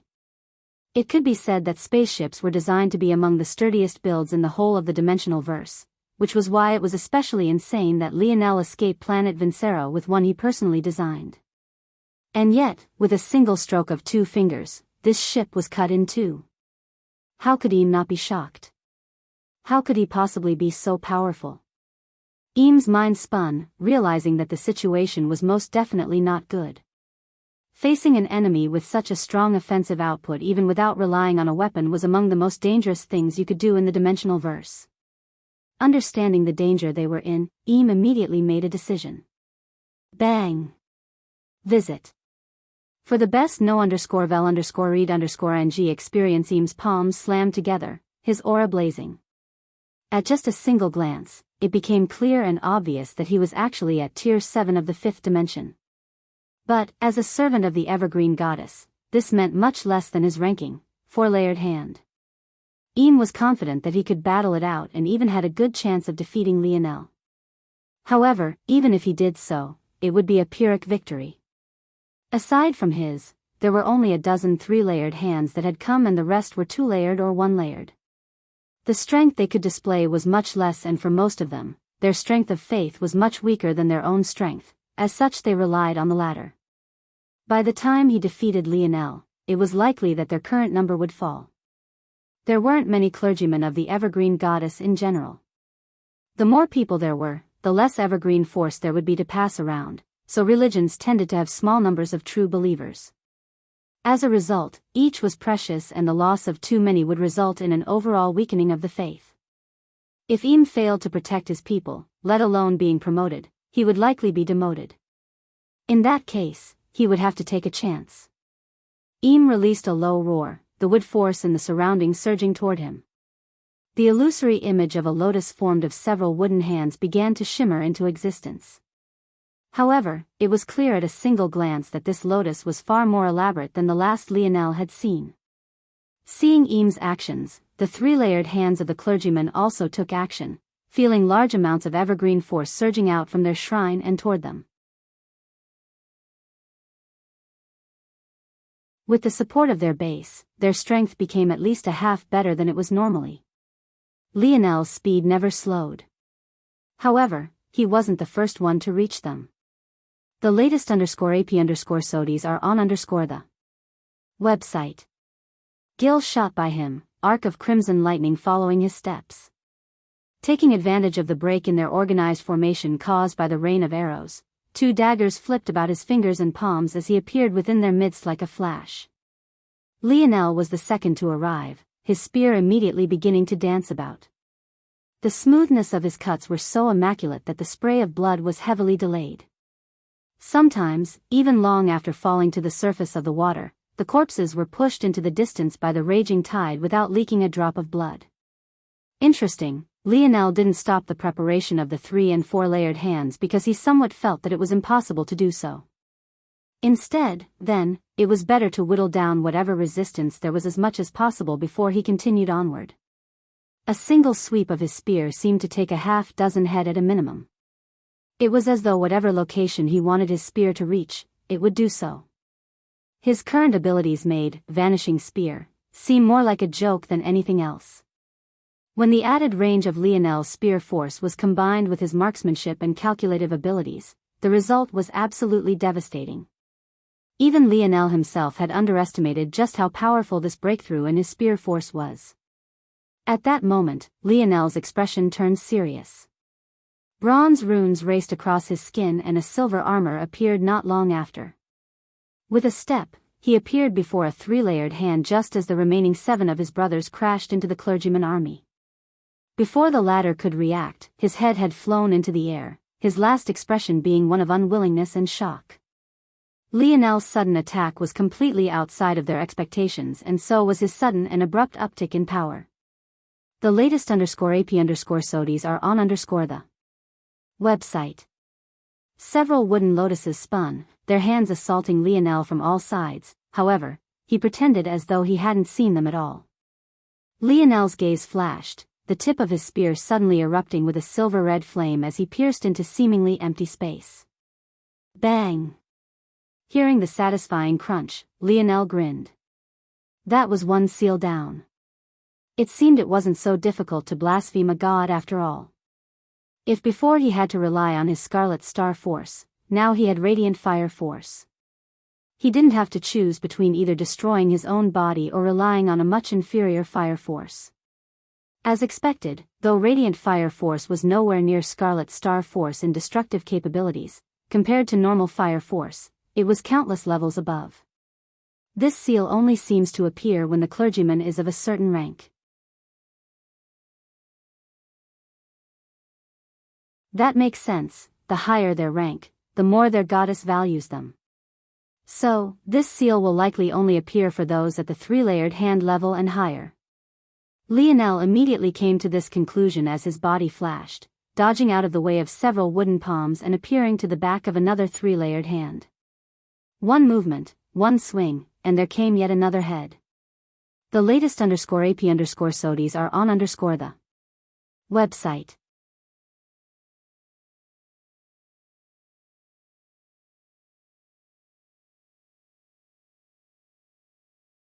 Chapter 1026. Chapter 1026. Quickly the rage of the clergyman was practically palpable. As much as they were infuriated that someone had killed their fellow brothers and sisters, they were even more infuriated that this individual had actually destroyed the seal of their goddess. Im was especially furious. The more 3-layered hands that died, the more likely it was that he would be punished and the less likelihood he would have at defending a position on this world. This Lionel had to die. Im roared, his lotus finally completely forming. However, compared to the others, there was a clear and striking difference. His own pumped with veins of gold, giving the wood a more ancient and dignified character. Just the pressure it exuded alone was enough to dwarf the other lotuses entirely. Whether it was 1 or 3-layered hands, all of them fell into the category of junior clergymen. However, upon stepping into the 4-layered hand ranking, Im officially became a senior clergyman. His power was on a completely different level compared to the others. However, just as his confidence was hitting a peak, he was immediately shocked to find that Lionel had appeared before him. It was as though Lionel was waiting for the perfect time to come. Knowing that it was impossible to stop Im, he instead chose to come right this moment before he could even think of targeting the others. "Leave it to us, Cap." By the time Lionel appeared before Im, there were exactly 8 of the 12 3-layered hands left. It was clear that this was by no measure a coincidence. The latest _AP_SODIs are on the website. Charge. The one who roared this out was Lionel. The moment he did, the silver wings of the half-dozen boats in the distance split, revealing a flood of warriors. Though they weren't the most elite troop of Avalon, they weren't bad either, most of them having a firm hold within the 4th dimension. The timing was once again perfect. The clergymen had their hands full with dealing with the 9 of them, causing the formation to scatter and weaken. Just when they thought they would finally have some relief as they became occupied by their 3-layered hands, a group of twice their number suddenly charged for them, leaving them all at a complete loss. The worst part of it was that Lionel and the others had already killed all of the 5th-dimensional existences beneath the 3-layered hand rank, leaving them not only outnumbered, but without even a strength advantage to take advantage of. They were finished. Im's forehead pulsed with rage as several wooden palms attempted to smash Lionel to death. "This feels different," Lionel thought as he calmly dodged. "It isn't just that this is more powerful, there's a certain character to it as well. It feel a lot like the artistic conceptions that I've been basing my mage arts on recently." "I see. It's a style." Lionel came to an understanding. If things are like this, then, visit. For a better user experience. Lionel's body swayed and shuffled. Rather than slicing apart the arms as he did normally, he allowed them to swarm him. Very soon, it felt as though he was being smothered and caged. Im's gaze sharpened, sensing an opportunity. He didn't understand what Lionel was trying to do, but in battle, second-guessing yourself when there was a chance of victory right before you was a massive taboo. If you didn't have the confidence to fight, you had likely already died long ago. Many of Im's wooden palms shot into the water below, beginning to wind and intertwine about each other, forming a cage below and above Lionel that he had no chance of escaping. Evergreen style, creaking wood. A strong surge of evergreen force blossomed forth from the center of the lotus. It rotated about, its sudden action causing the trap Im had set to snap into place and block out all of Lionel's potential escape paths. A palm much larger and far more elaborate than the others descended with an unprecedented momentum. The waters beneath Lionel's feet had already split apart long before it reached even 10 meters above him, displaying its power outright. However, its target was completely unmoved.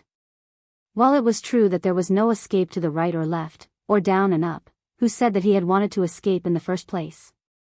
The waters beneath Lionel's feet began to sizzle, his gaze flashing with a slight silver-crimson color for just the briefest of moments. It was one thing if Lionel didn't have a time crunch, but this was hardly the only enemy he had to deal with. There were more yet still coming, and there would be even more after even them. He didn't just need to win, he needed to win quickly. Holding back and bringing out trump cards one after another wasn't conducive to this at all. The latest _AP_SODIes are on the website. So, he didn't do that. First Season's Realm, Summer. Radiant Core. Bang! The palms suddenly came to a grinding halt. In the beginning, it looked as though it was stopped by nothing more than air. It was only after a second inspection that it was possible to see a small sphere of silver crimson hanging upon Lionel's palm. The core trembled lightly, radiating out with a heat that caused billowing steam to rise up from Lionel's feet. At the same time, it seemed to release a barrier around it that the palm above couldn't cross no matter how hard it tried. It was firmly stopped 5 meters above the core, unable to move a single inch. At the same time, the palm of wood began to sizzle along with the water, its surface being burnt away piece by piece until to Eames' horror, it began to crumble. Lionel's spear hand twisted, his wooden spear dancing in his hand before piercing forward. The radiant core balanced upon its tip, using the momentum of Lionel's spear swing to shoot upward and shatter the palm entirely. Visit. For the best no_vel_read_ing experience at that moment, as though the lotus had lost its supporting core, the cage around Lionel began to crumble along with the arm. In the blink of an eye, a lotus that had dwarfed all the others was burnt to ash, leaving nothing but a small radiant core the size of a palm hanging in the skies above.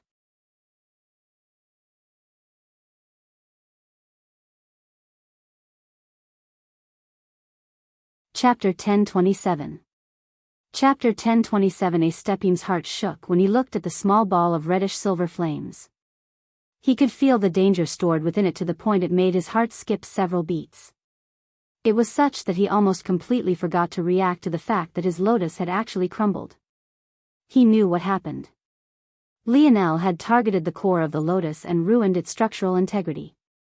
But though Eam understood this, it didn't mean that he was willing to accept it.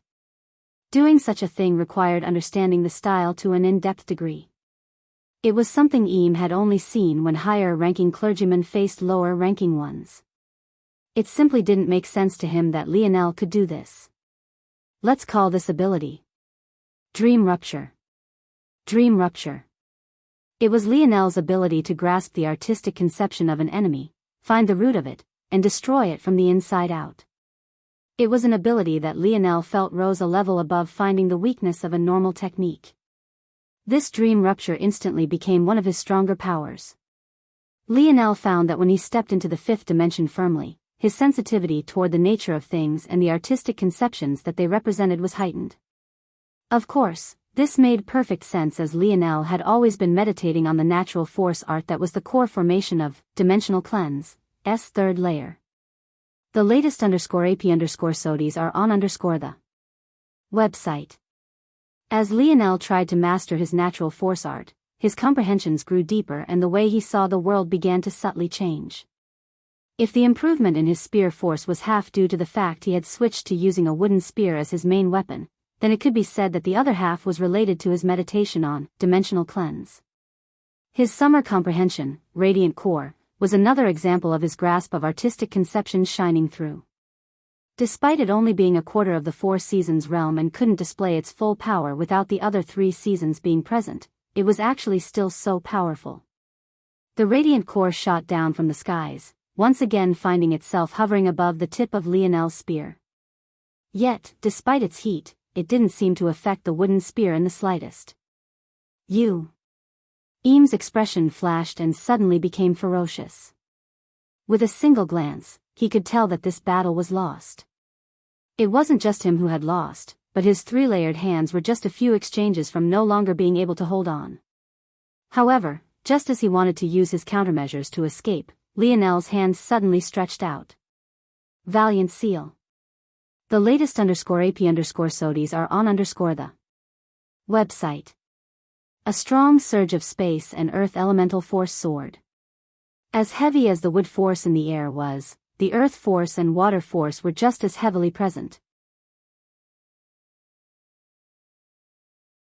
The ease with which Lionel completed this spell, even at the expense of more than half his stamina, was far beyond any speed Eam could match. Right then, Eam finished chanting and the pendant on his neck began to glow. A moment later, his body vanished. But... bang! Eam crashed into the spatial walls of the Valiant Seal, a cry of pain and horror leaving his throat. Lionel shook his head. Eam ended up even more miserable than the Black Swan had. At least the latter's death was swift. But, Eam had tried to forcefully teleport himself away, only to be restrained. That sort of forced end to a teleportation could end horribly in several ways and, despite Eam's current sorry state, he could actually be considered to be lucky in how things turned out for him. Lionel's Valiant Seal was constructed based on the artistic conception of a treasure capable of forcefully keeping a subdimensional zone open. As long as something was within the parameters of the fifth dimension, it was simply far too difficult to deal with.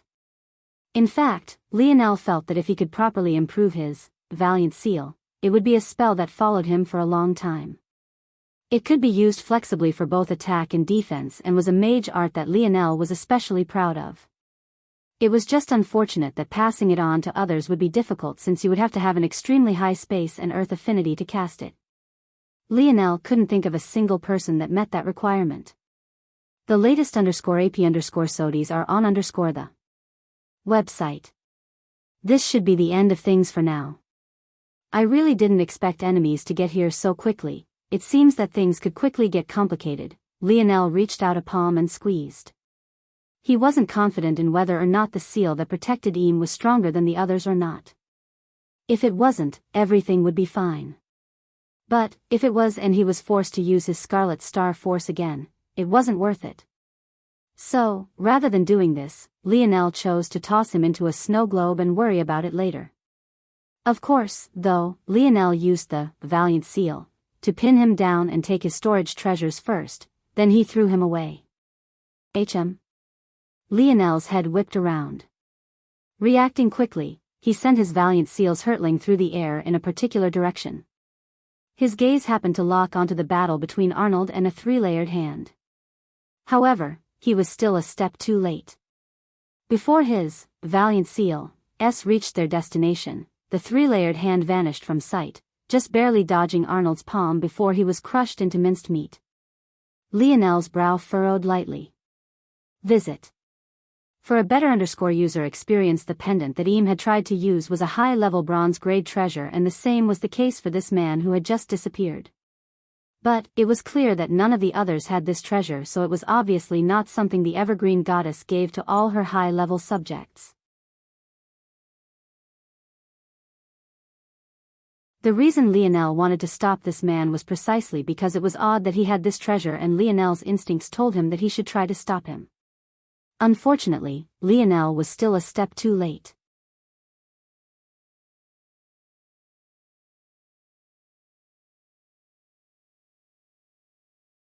Chapter 1028. Chapter 1028. One group across the Milky Way, in a religious building that had turned quite silent to this point, Adelard appeared, gasping for breath. This location was none other than the abandoned shrine of the Evergreen religion and had once been their main base of operations. Eam, in all his ambitions, had chosen to uproot them completely and move everything to Earth X1. If the bet worked out, there was no doubt that there would be a great boon to take advantage of. However, even Adelard couldn't have imagined that the Earthlings would be so powerful. At first, he thought that the only anomaly was Lionel, but he realized that without showing his hidden trump cards, he had no chance to defeat Arnold either. He realized then that he had made a grave mistake. He had been so worried about the other religions come to encroach of the evergreen goddess territory that he hadn't even considered the idea that Earth would fight back. It was beyond just the idea of them having the strength to do so or not, though. Usually, lower-level worlds were hesitant to fight back against religions because of the power their gods and goddesses represented. There was a reason why Adelard was scared of the clergymen of other religions, but not of the other families and organizations aiming for Earth. But it was either that Earth was ignorant to what it meant to offend a god, or they simply didn't care. And Adelard was afraid that it was the latter. The perfect counter to religious force was world force. When Lionel fought his first clergyman at Valiant Heart Mountain, he had analyzed evergreen force to feel like a cross between universal force and world force. In truth, he wasn't entirely incorrect as it had aspects of both. The latest _AP_SODIs are on the website. Without getting lost in the details of it all, a powerful world spirit was able to counter the advantages religions could usually create for themselves. This was why many religions targeted weaker galaxies to spread their religion. With Earth's talent, Adelard was sure that Earth's world spirit was also powerful. He had originally thought that it would still take time to mature, but if they were actually so bold in killing clergymen without thought for the consequences. Adelard took a deep breath and shook his head. Lionel had no idea that his decisiveness had actually bought Earth valuable time to grow, while Adelard had no idea that the wielder of the world spirit, Lionel's mother, was nowhere near Earth's fold of reality right this moment. This is still an opportunity.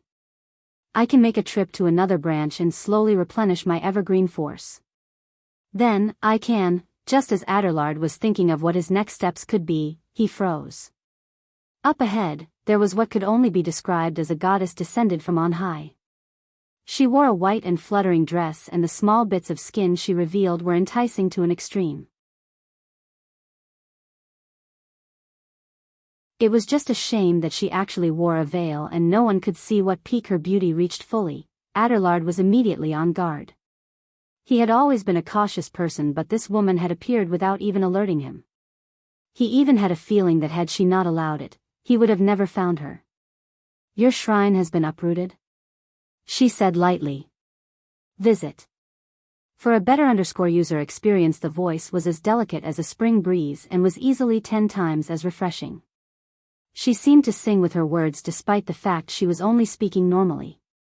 "Why? Yes." Our four-layered hand made a gamble and lost. "I see, so you chose to try to plant a seed on Earth as well, but you were destroyed." Adelard clenched his fists but didn't say anything. He couldn't understand why, but his entire back was drenched with cold sweat. This young woman didn't seem to be exuding any killing intent, and she seemed as harmless as a fly, but right now he wanted to do nothing more than turn tail and run. The veil of the young woman shifted. It looked as though she might have smiled, or maybe she had frowned. Adelard's palms were too drenched for him to focus on the difference. "You're scared." She spoke so lightly that it was difficult to tell whether she was asking a question or stating something. She might have even been trying to comfort him, but he wasn't in the state of mind to know. "This tends to happen when people can sense my religious force, and it mostly only does when I'm in the presence of other clergymen. I think that's why he was so fascinating to me. He could definitely feel my religious force, and yet he wasn't scared at all. In fact, he treated me like a little girl. But, I guess when you're so dangerous yourself, why should you feel fear?" The latest _AP_SODIs are on the website. Adelard had no idea what she was talking about at this point. It took everything he had to keep his knees from buckling and collapsing beneath him. Even his eyes were forced to rapidly blink as he tried to keep the sweat streaking down his brow from stinging them. He is very dangerous, too dangerous. But he hasn't done anything bad yet. It's a very hard moral dilemma. Should you kill someone knowing that they will do something horrible? Or should you wait until after they've done it? The young lady sighed, seemingly talking to herself at this point. Shaking her head, her gaze fell onto Adelard again. "You have it with you, correct?"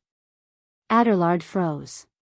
According to customs, in case of a head clergyman going rogue, a second-in-command has the right to request aid, isn't that correct? And I have a feeling that a smart man like you used that aid to give yourself a way out. If I was as smart as you were, I would request a secondary shrine. There was only one group of people that would care for the shrine of a religion that wasn't their own. Visit. For a better user experience.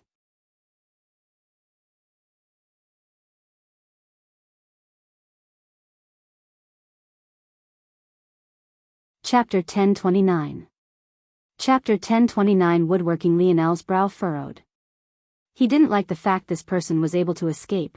Something told him that it would bring him more trouble in the future. Forget it. What's done is done. Very quickly, what remained of the battle came to a close. Most of the clergymen were directly killed. As for those that surrendered, Lionel chose to throw them all into the snow globes.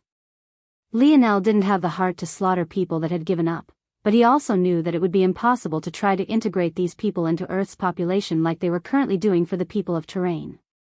The people of Terrain had no choice but to rely on Earth. Their original world was practically empty now. They had no methods to return easily, and Earth provided them a better future due to the implemented policies of Lionel's grandfather. Most people of Terrain were a lot like the people of Earth before the metamorphosis, not knowing much about the wider dimensional verse. But these clergymen didn't share the same ignorance of the world, and they wouldn't have the same gratefulness the people of Terrain would foster.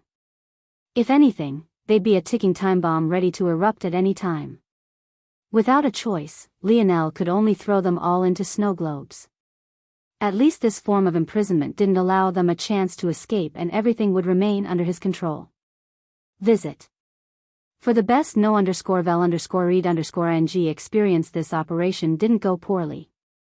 Our casualties are few and the speed boats work as designed. How do you guys feel? Lionel asked. Franco swung his arm as though he was already ready for another fight in response. Lightweight. He grinned wildly. Lionel laughed. He had been paying attention to their battles, and their prowess was beyond his expectations. He realized that he had looked down on his teammates far too much. Maybe if he had chosen to grow with them from the very beginning rather than just chasing after Aina alone, they would be far more powerful. He felt a bit of guilt toward this. After all, he was always so worried about morality and the lives and deaths of strangers, but he always left his own brothers behind to fend for themselves. He truly was all over the place. A few with water affinity, come over. Lionel called out. After giving a few directions, a small squadron of those with water-related abilities came forward and began to pull the sunken spaceship out of the waters. Visit. For the best no_vel_read_ng experience. This space has enough material to make at least a dozen more speedboats. As for the useless material, I'm sure I can find another purpose for it. Lionel cast a glance into Eam's spatial treasure and his pupils constricted. After a moment of thought, he came to an understanding. How lucky. They must have tried to uproot their whole religion and take root here.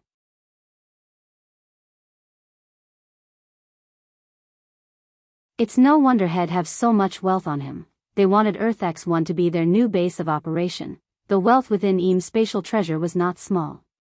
In fact, it was greater than the wealth that Lionel had dug up from planet Solara if only herb ore was considered. There were 20,000 kilograms of fifth-dimensional herb ore present, enough to pay Lionel's bounty twice over, if his bounty was still the same, that is. Aside from the herb ore, there were many precious ornaments, all of which were shaped of wood and sized into various statues. From a cursory glance, Lionel guessed that these either depicted their goddess Evergreen or important figures of the Evergreen religion. The force they radiated was a dense Evergreen force, and they were likely designed to be displayed within the church. Lionel wasn't exactly certain if these were valuable or not, so he set them aside for the moment. What did intrigue him, though, were the pile of old texts that were neatly arranged in their own corner of the spatial treasure. Many of them were religious texts that retold tales with valuable lessons or accounts of their goddess feats. But there were a pile of technique-oriented texts that caught Lionel's attention. Of course, Lionel didn't have wood elemental force, so he wasn't very interested in this for himself. Rather, he was more interested in what these techniques could do for their war efforts. Visit. For a better user experience with a flip of his palm, Lionel took out one of these texts, his gaze glowing. Principles of Wood Elemental Architecture. This text began with reminders of the importance of nature and harmony before it introduced methods of creating homes for humans without interfering with the fundamental state of an ecosystem. However, this was just the simplest section of the text. It went on to describe what was known as an architecture style that reminded Lionel a lot of concepts of feng shui back from Earth. Essentially, depending on the complexity and delicate balance of the arrangement, a certain architectural creation could either be more powerful or less powerful. Within the crafting lessons Lionel's father left behind for him, there was a section on working with living things and another section on woodworking. The living things section encompassed everything from beast crystals down to rare crafts that required certain force herbs to complete.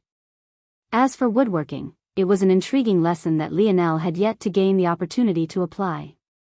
Currently, Lionel used woodworking purely to solidify and improve the designation of his fingers. That required doing things like carving out small statues or other small woodworks. He also knew that this would be important in the future because except in the case of some rare metal and gem trees, little Tolly's abilities didn't work on normal wood. However, it seemed that his lessons on woodworking might finally come in handy on a broader scale.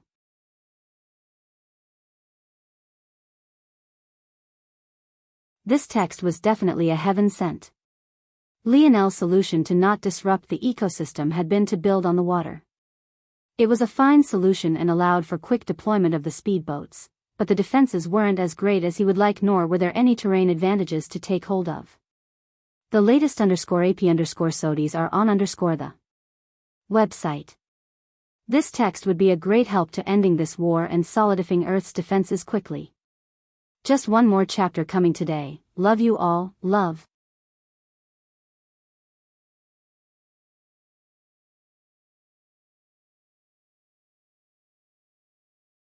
Chapter 1030. Chapter 1030. Lake crossing. The main base of Earth X1 underwent enormous changes in just a few days. The chosen location was one of the only 2 points on the whole of the planet where the 3 largest rivers intersected. Due to an odd case of flow dynamics and physics, the water at these intersections was quite calm comparatively speaking. Though, the borders to this intersection were likewise extraordinarily dangerous due to the clashing waves. This was as close to a terrain advantage as Lionel could find on the waters aside from a few waterfall formations that could be found around the planet. But, he knew that he needed something better than this, which was why he was happy to have found Principles of Wood Elemental Architecture.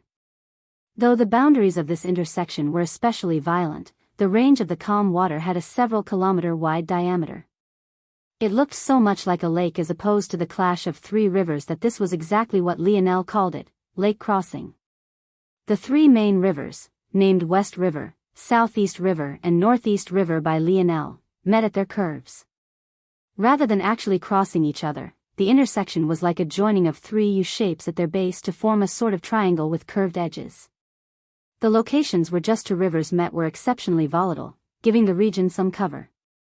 But, the main issue was that lake crossing had bodies of land as well.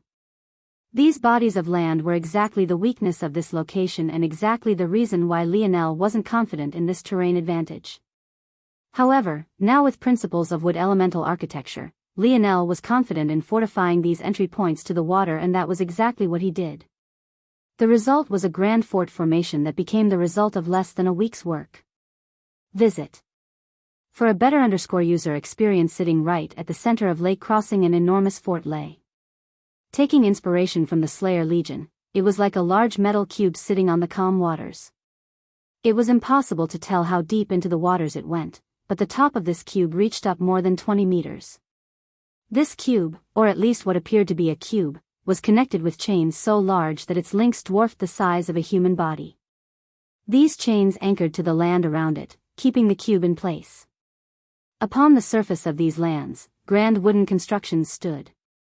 At first glance, it looked no different from a normal wide-ranging and thick forest of brown and green. However, the longer you looked, the more exaggerated it all seemed to become. Enormous tree homes, interconnected pathways, and most importantly defensive structures that took the earth itself as their foundation. The most shocking part of it all was that wood force continued to accumulate and grow in the surroundings. The trees absorbed this force greedily, speeding along their evolution far faster than the rest of Earth one after another. These trees grew thicker and wider, breaking into the fifth dimension one after another and showing not a single sign of slowing down. The first day this tree fort was created, its defenses could only be considered to be all right. But, come the third, fourth, fifth day and beyond, the sturdiness of it all dwarfed what Lionel could have created with his current crafting prowess, at least not on the time crunch he was on. It could be said that the evergreen goddess had truly left Lionel a great boon. Lionel stood in the midst of the forest. On his lap lay a spear that seemed to be made of green vines and had a blade that looked like the closed petals of a pink rose. It radiated the aura of a quasi-silver spear and sat docilely before Lionel, seemingly not minding at all that he didn't even have the slightest wood elemental affinity to speak of. The latest _AP_SODIs are on the website. When controlling spears he didn't have an affinity for, Lionel often had to spend 2, 3, maybe even 10 times the stamina he would normally. But, he had no other choice in this matter. Only he could comprehend the evergreen goddess text and execute the completion of this fort fast enough. Luckily, he had the golden-scaled koi fish to help him quickly replenish his stamina, or else things would have been even more troublesome. The good news, though, was that manipulating fourth-dimensional trees was much easier. If these trees had already become fifth-dimensional, Lionel might not be able to accomplish this even with several months. Comprehending the artistic conception was easy for him, though. He just had to manipulate the fourth-dimensional trees into fifth-dimensional levels of complexity and watch the force do the work for him. I need to be fast. I need to finish all the forts before Earth X1 and undergo a qualitative change under Earth's influence. I'm still too slow. Lionel suddenly looked up. They're here, right? Arthur appeared in a streak of light. Whether it was Gil or Lionel himself, there was no doubt that Arthur had the fastest speed. It couldn't be helped, he could quite literally deconstruct himself into the light element at will. Seems you know already. Arthur responded. Lionel sighed. I wanted to take over both lake crossings, that way we'd always have the decisive advantage, but my wood affinity is just too weak. I couldn't finish here fast enough. Visit. For the best no_vel_read_ing experience. Arthur's lip twitched. Lionel had created such an elaborate fort in less than a week. It was practically impenetrable. Only a fool would attack it without several months of preparation. The fact he accomplished this was enough. But Lionel didn't feel this to be true. He felt an anxiousness in his heart that he couldn't seem to get rid of. He needed to be faster, to be better.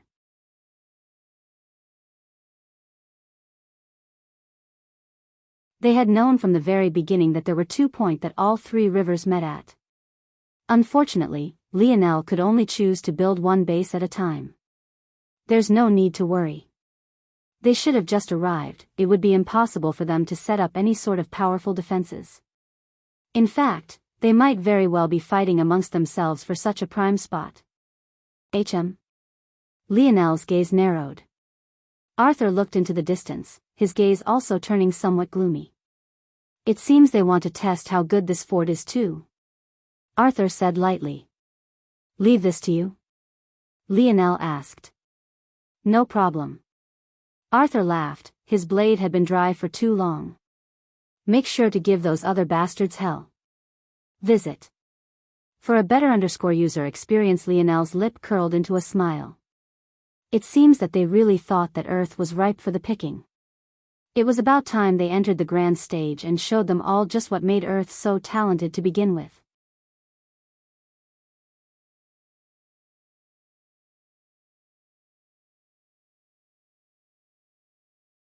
Chapter 1031. Beneath Lake Crossing, an opening of the cube suddenly widened, causing a rush of water to flood in. As calm as the surface seemed, the underwater current charged around like hidden flood dragons hiding in the dark. The moment this opening was breached, several speedboats jetted out like submarines, following these underwater currents until they blasted through the surface, appearing on the opposing side of the water barriers in a single blink. Lionel appeared at the helm of one of these speedboats, his expression serious as the sleek watercraft accelerated along with the currents.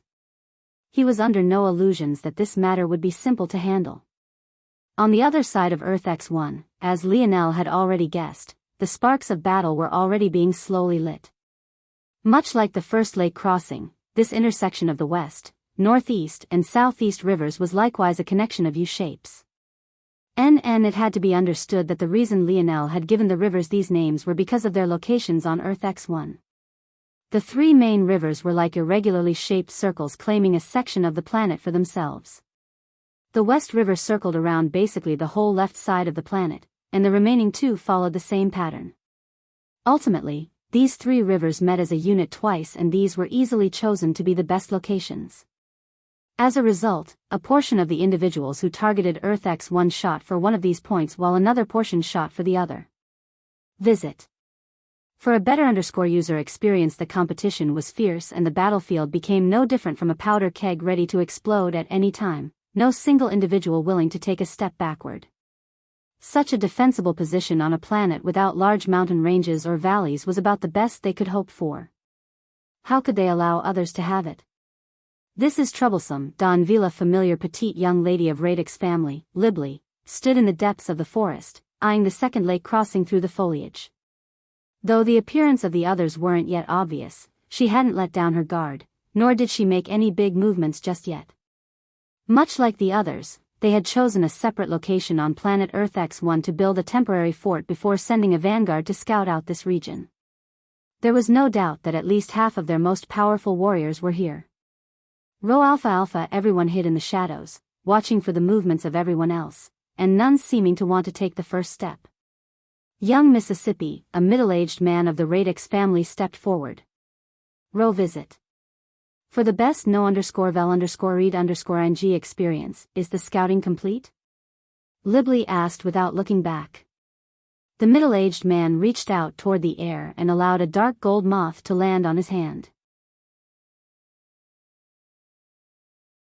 At first, it seemed no different from a member of the small creature race. However, upon second inspection, one would be shocked to find that the dark gold moth was actually not living at all. Rather, it was a delicately constructed mechanism of parts. We've deployed 9,283 scouting units successfully and the planet has been mapped out to about 38%. 38%? Good. Continue your report. Libli nodded, satisfied with this result. It might sound like a small number, but 100% would entail mapping everything even down to the core of the planet. This would include the river's floors and potential hidden pathways as well. 38% was already far more than they needed. There are a total of 6 powers that have targeted this world. This includes all those that are potential threats.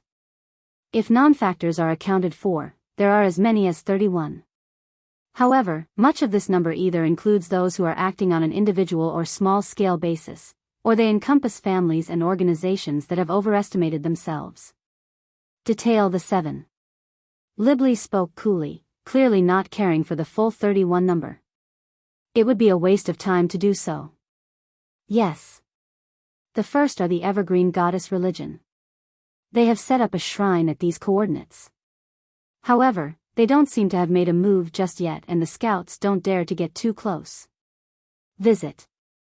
For the best no_vel_read_ng experience, Liblis' gaze narrowed. Religions were making their move as well. It seemed that they had to be cautious. There was no need to offend a god without reason and there was also no real conflict of interest, at least for now. So long as the church didn't go too far, they could coexist. The second is ourselves. The third through fifth are all individuals that come from outside the Milky Way just like we do. There's the Rain family, the Umbra family, and the Flora family. The Rain family has set up their base at the North Pole. The Umbra family has taken the South. The Flora family has taken the largest stretch of land, the Center Island, as theirs. The Rain, Umbra, and Flora families. Though the Libli hadn't had run-ins with them all, she knew them well as they knew her. They had all been vying for position in the Milky Way for a long while already. And, on top of that, they were as close to mortal enemies with the Flora family as one could get. When it came to matters between the Flora and Midas Radix families, their philosophies were too antithetical to one another to coexist. And the final? They are the powerhouse of this quadrant. Well, not just this quadrant, but of this galaxy as a whole. The Krars family. They have the most flexibility when it comes to this war. They have many worlds that they control near Earth's borders and are also under the most threat from Earth's current advancements. Earth's fold of reality missed them this time, but when Earth enters the sixth dimension, they will be finished. They have no choice but to go all out now. And their position is probably the most powerful on this world. Libly took these words in and fell into deep contemplation. Visit.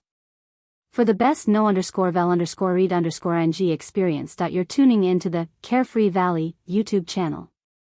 Don't forget to subscribe and join us on this journey to catch the most captivating stories.